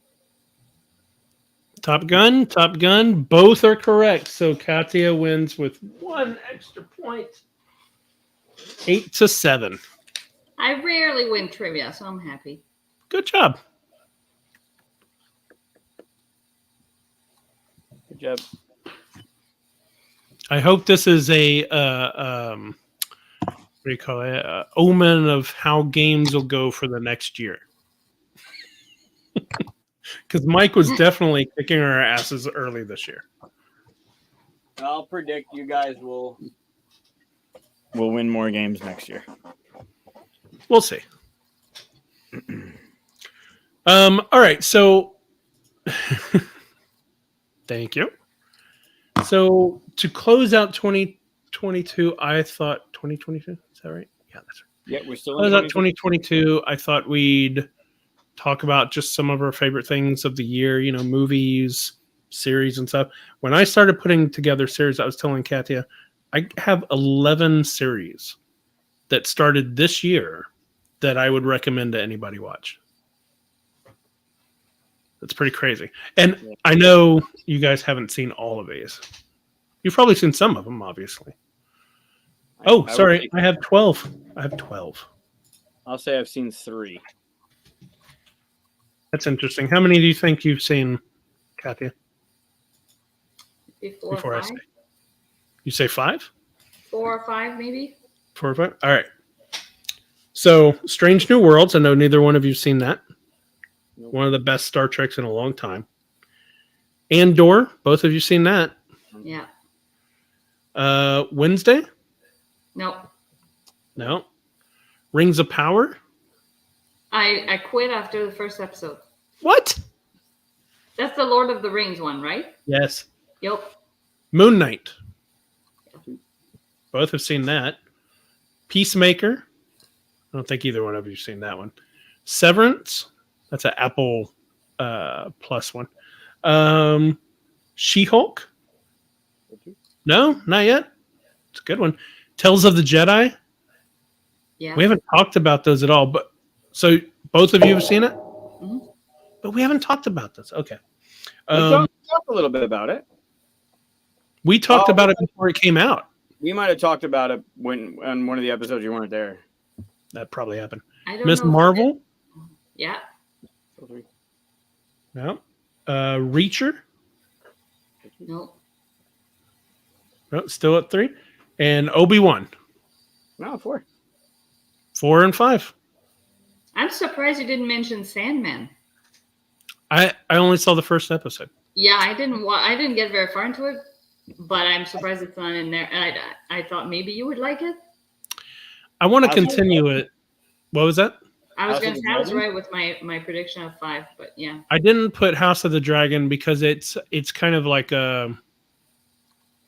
since it's a prequel to Game of Thrones, it would feel kind of like it didn't. I mean, I know it did start this year, but it just feels like more Game of Thrones. They use the same theme song. Yeah. No, And they didn't. Yeah. Yeah, they did. Yep, 100% same theme song. Not the first episode, but they did. Oh, you're right. It's the intro Dun, dun, itself, dun, dun, the graphics. Dun, dun, dun. Yeah. Well, the graphics are a little different. They redid the 3D, but the whole, I don't know. It just feels like the same thing, only different characters. So I just didn't put it in there. But I enjoyed it. It's not as good as Game of Thrones, minus the last season, but Yeah. it's better than the last season of Game of Thrones. You What didn't was like that? the Starbucks coffee cup? What was that? You didn't like the Starbucks coffee cup? I didn't care about that. That didn't bother me at all. I don't know why people just like threw a That's it. fit about it. That's what people talk about the last season. Wasn't that big a deal. But yeah, lots of good TV came on. I only had 4 movies that I wrote. I had Did one. I went back and looked, and it didn't come up. But remember, in the chat, I told you that I haven't seen a movie this year. I haven't. You must have seen one. There's one I've seen. What is it? Chicken Hair. Oh, yeah. I forgot What? I watched. So Chicken Hair is Chicken Hair and the Hamster of Darkness. It was a Netflix original. It's about basically a part chicken, part bunny. It's very Indiana Jones-ish, but it's taken from the graphic novel that Chris Grine wrote, which is a considerably different than the movie. But it's a 3WS property. And I forgot I had watched it. It was number 1 on Netflix, number 2 overall, number 1 in kids for a while. Yep, Chicken Hair. There you go. Chicken Hair and the Hamster of Darkness. And there's a second one coming out. Yeah, hadn't even heard of it. That's the only movie I've seen. I hadn't watched Thor. I hadn't watched Doctor Strange. I haven't seen Spider-Man. I haven't seen any of that. Sucks. Wow. Yeah. I want to make a game about the pigs, honestly. Like the pigs in that movie, there's something there something fun to be made. But yeah, the graphic novel I have, where are they? They're over there. I'm not going to get them. The graphic novels are fun. The characters that you meet in the graphic novels are entertaining. Banjo is probably one of my favorites. Oh, wait. I remember you talking about that. You talked about this a few episodes ago, right? Yeah, possibly. Yeah, okay. It came out in the fall, beginning of the fall, I think. October, maybe? September? Yeah, I remember that now. It's great. Okay. The movie is fun. It's definitely a feel-good movie, but the graphic novels, if you can get a hold of the graphic novels, the characters of Meg and Banjo. Chicken Hair is great. Abe is fun, but Banjo is just awesome. He's such a fun character. Nice. There you go. I've heard that this show is interesting. I haven't watched it yet. Don't know that one. I think Tales of the Jedi was it went above what I thought it was going to do. I thought it was going to be a fun, like, kind of what they did with Visions, right? Like just this kind of, right. I don't know.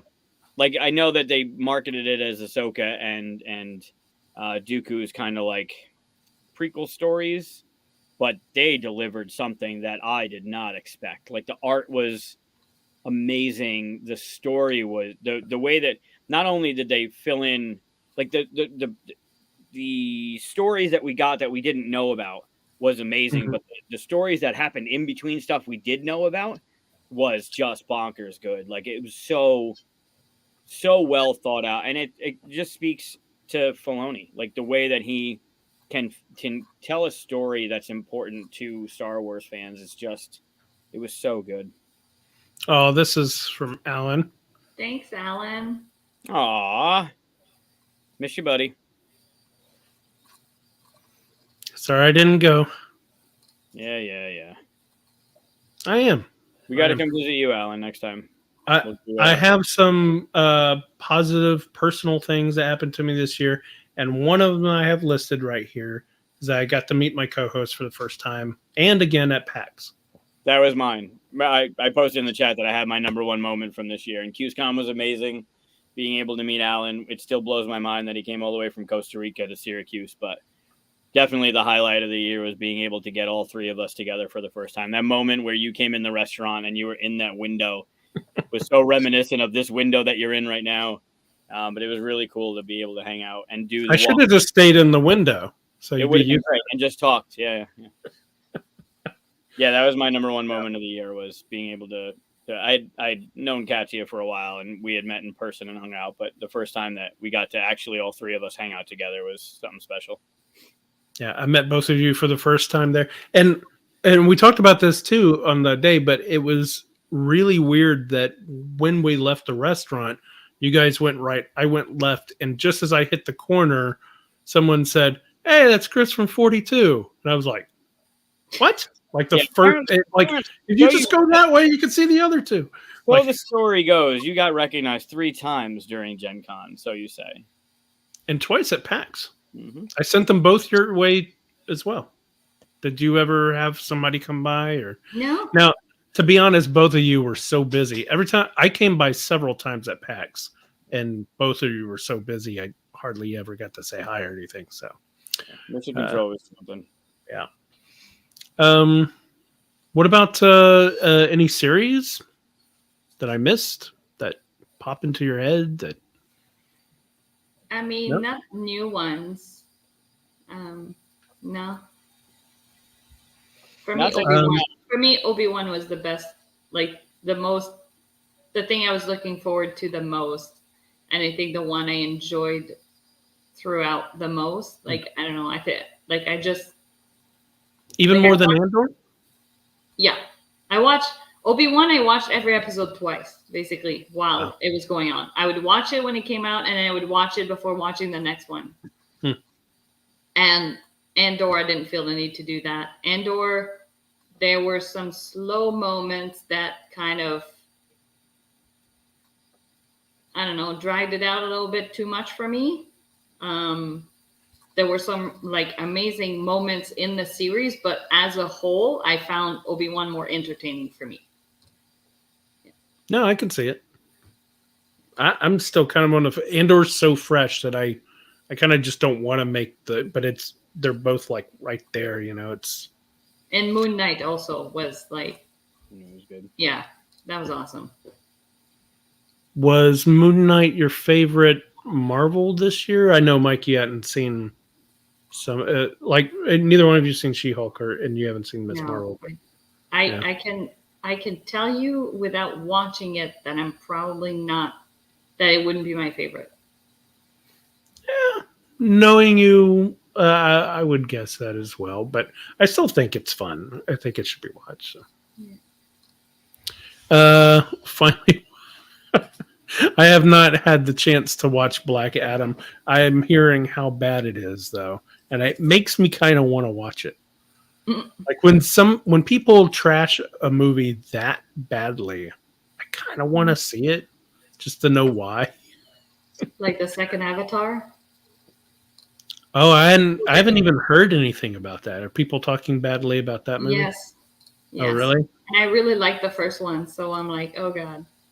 I thought the first one was great, but it was everyone's fan service. Yeah, I mean, I think calling it fan service is not fair because it was really well written and well taken care of. But it definitely fan service, but it had a lot of great stuff to it. The more I watched it, the more I saw that it was a movie that they split up and filled in with other stuff. Have you seen someone took the entire series, and turned it into a movie? But Obi was watching it. I didn't get Obi was going to be a movie release, right? A Star Wars story. It was Obi-Wan, and now you could tell that they filled in a lot with what I can only compare to episodes 1 and 2 of Andor. Right, a lot of filler, but Andor, if you want to talk about, like, Tales of the Jedi was bonkers. Like, I didn't expect it, and I expected a lot less from it, and it hit. And we talked about it on one of the moment on the Star Wars show. Oh no, we didn't talk about it because it came out after. Luthen? That doesn't sound right. Is it Luthen? Luthen, yeah. His speech still is like, just watching it, it's still goosebumps. Like, it's so unbelievably written and fires on all cylinders. And I think what even gives it a little more push is his acting in it, the way that he reads that line. And it's so well done that even the emotion in the Obi series of being a fan and loving Obi-Wan, even though you can kind of blame him for everything that happened, a lot of the moments in Obi were like, oh, this is great. Like, this is really good. And fan service, maybe, but a lot of it was like, it was the episode 3 fight I wanted, right? Like, you knew it happened and now you get to see it kind of thing. They're filling in this little bit of time that we didn't know Obi was doing. And you get to see these really cool moments. But that Luthen speech, honestly, could be one of the best things I've ever seen in Star Wars. At the end of episode 10, yeah. I've rewatched it several times. Seriously, I can't not. Like, as soon as I get it in my head, like, what have you sacrificed? And he's like, are you really? You're saying this right now? And he goes into not only the words, like, if you read the words, because there's a lot going on in that speech. You read the words, right? You're like, wow, that's deep. But the way he delivers it in the inflection is what gives it that punch where you're like, holy shit. It's so unbelievably good. Yeah. So I think if you look at 2022, like, Tales of the Jedi is great. I caught up on a lot of older series that I hadn't seen. Like, I really like Lock and Key. I thought the 3rd season I just watched a couple days ago. Like, it was all right. I think season 1 was fun. Season 2 was okay. And season 3 was like, we just got to get this over with. And maybe that just speaks. I don't know. But of everything that happened in 2022 that I've seen, that speech that Skarsgård gives is just unreal. Yeah. I saw, if you remember, that same actor, Stellan Skarsgård, plays the scientist that goes crazy or is taken over by Loki and Avengers. Mm-hmm. And I saw somebody talking about Andor, and they said, remember this guy that the MCU obviously misused or underused? Because holy hell, this guy is an amazing actor, and they just had him like that. Yeah. There were some other scenes throughout the series that feels like that he was misused, right? Like his scenes with Saw, I wanted to be more. It almost like they filmed that afterwards and they used that as like, we need to put something else in there. And they got Saw back in his gear and they made him look a little younger. But I wanted those scenes to be a little more impactful, and they were kind of okay. But my guess is there's going to be season 2. I'm hearing some feedback, some weird feedback.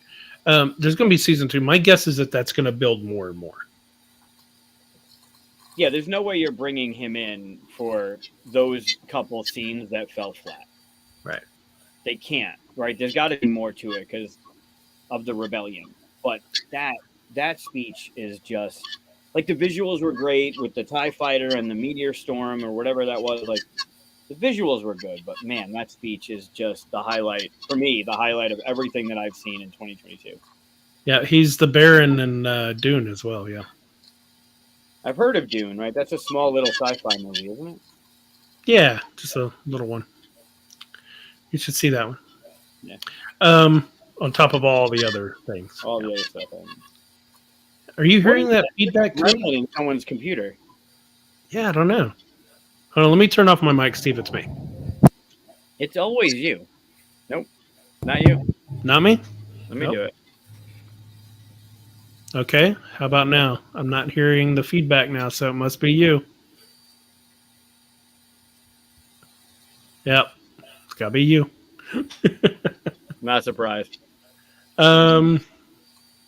Yeah, I only got 4 movies on here. There's a few that would be obvious, but the Batman was finally the Batman that I had been wanting, a detective story, film noir, one of my favorite genres. Oh, so it's not you. Ah, it's Katia. What? How? Don't know. But we both muted and we still hear it. I don't even have a mic. Like, I'm just running the laptop. Are you using magic to talk to us? Yes. I don't hear it now, so. Because I'm not I didn't even see the Batman movie. Yeah, I mean it's 3 hours long, so it's a sit down for a while movie, but it's what I wanted. I know it's not what everybody wanted in Batman movie, but it's so different from the other stuff. It doesn't feel like a superhero movie. It feels like he's solving a mystery. It's almost like Batman meets Seven kind of thing. Well, it's because Pattinson spent 10 years brooding as a vampire to play that role.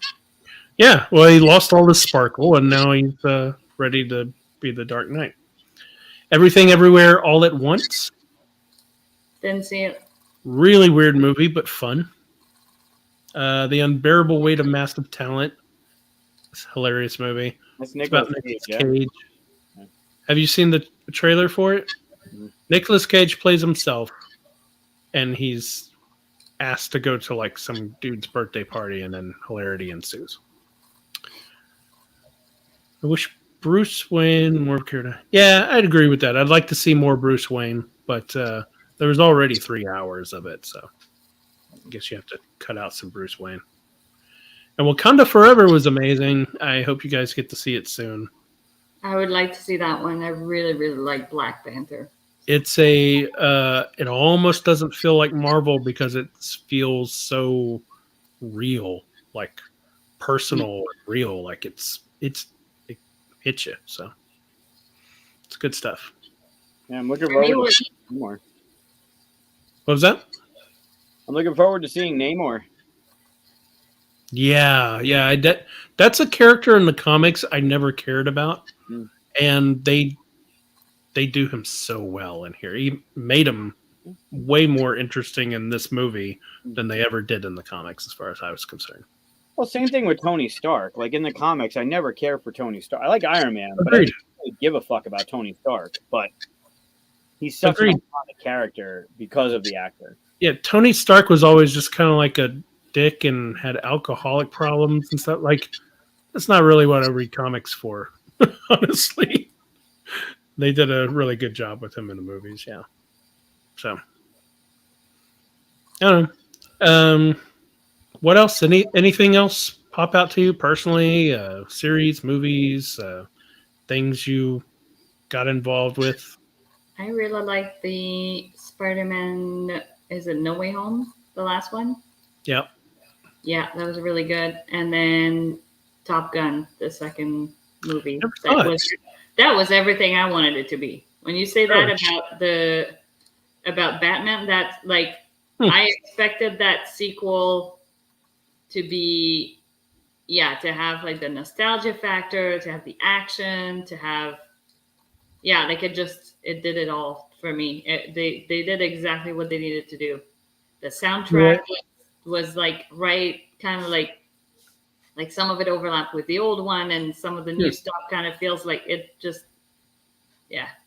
I want to see it. I just Top Gun was never like one of my favorite 80s movies. Like I thought it was all right and stuff, but I also heard, like, I saw something behind the scenes that they never tell you who the bad guy is in that movie. They just say they. Mm-hmm. You don't know what country they're fighting against. And it's because they want to be able to sell that movie anywhere in the world. Clever. Most people don't even notice it. is what they No, said. you don't. No, you don't. Yeah, you never notice it, but they never go, the Russians or the whatever. Like they never pick anybody to be the bad guy. They just say they. Yeah. It's very weird that they get away with it and people just don't care. They go, oh, okay, you say somebody's a bad guy? All right, they're a bad guy. Well, you fill it in, right? You fill it in yourself. Yeah, probably. It's pretty interesting. Oh, yeah, Werewolf by Night. That's a fascinating movie. It's a Marvel one, technically. It's on Disney Plus. Very strange movie, but worth seeing. Don't look too much into it. Just kind of dive in one night. Good one. I forgot about that. Yeah, I had a crazy year. Joined Cardboard Alchemy. Moved into a house all in the same month. Got to meet you guys at PAX and Gen Con. And signed a new game today. So great game. I mean, great year. Great game. It is. I agree. Oh, yeah, that's it. Mhm. Hopefully. Oh, it is. And just sticking to the positives, there's always negatives in the year and stuff, but moving into the next year, I hope there's more positives for everybody. Here's Agreed. hoping. Well, should we close it out? And remember, we're not going to be here next week, but we'll be here again the week after that. And I forgot what we're doing. Any idea what we're doing? I know. I think it's mine to plan, so I'm sure it'll be great. Yes, it will be. And also, this is our 98th episode. So in 2 episodes from now, so not the second, but the 9th, will be our 100th episode. And Katia is going to be planning that one for us. So, I had hoped to create some animation to send us out, but I haven't gotten to that. Maybe I'll be able to do that next year. It's a target for next year for sure. So that means we still have our awkward, don't know when to hit the end broadcast button stage here. So Bring back the guitar. I was just gonna say you could always close it out with a and song it's that probably somebody tracked somewhere. played. I actually broke the bottom E string and I don't have a replacement yet. So It's actually not in the banners anymore, is it? Or the brand? no, unfortunately, that got deleted somehow. I don't know how that happened. Yeah, I don't know how that happened either. Thanks, everybody. Thank you so much for hanging out with us, talking about the year. And if you think about it, like the guests that we had on this year, right, from Grant to Danielle to Board Game Rundown to all of the other people that have joined us. Nope, you named a few. Now you have to name every single one. Keep it going. It's pretty surreal that we have the followers that follow every Monday, that watch us every Monday, that are consistently in the chat. It's pretty special to see. Yeah, where we, if you go back and look at the first couple that we had, don't do that. and then you look at the first couple that we had when Katia joined, and you look at that was better. Yeah, like it's been quite the ride. Yeah, and it'll get better. I have some ideas for improving things, adding to it, more content. Maybe we'll see. Awesome. Definitely. All right. Well, Happy New Year, everybody. Happy holidays. Happy holidays. Yeah, today's the first day of Hanukkah, right? Is it? First or second? I think it's the first day of Hanukkah. I think it's been I think it started a few days ago. Happy Hanukkah as well. Yeah. Today's the first day of Hanukkah. Oh. So happy first day of Hanukkah, Merry Christmas, Happy Kwanzaa, all the things you celebrate, unless you're a Krampus. Winter solstice. And then 2 weeks, 2023. Hopefully, it's a great year for everyone involved. All right. Well, thank you, everybody. Thank you, guys.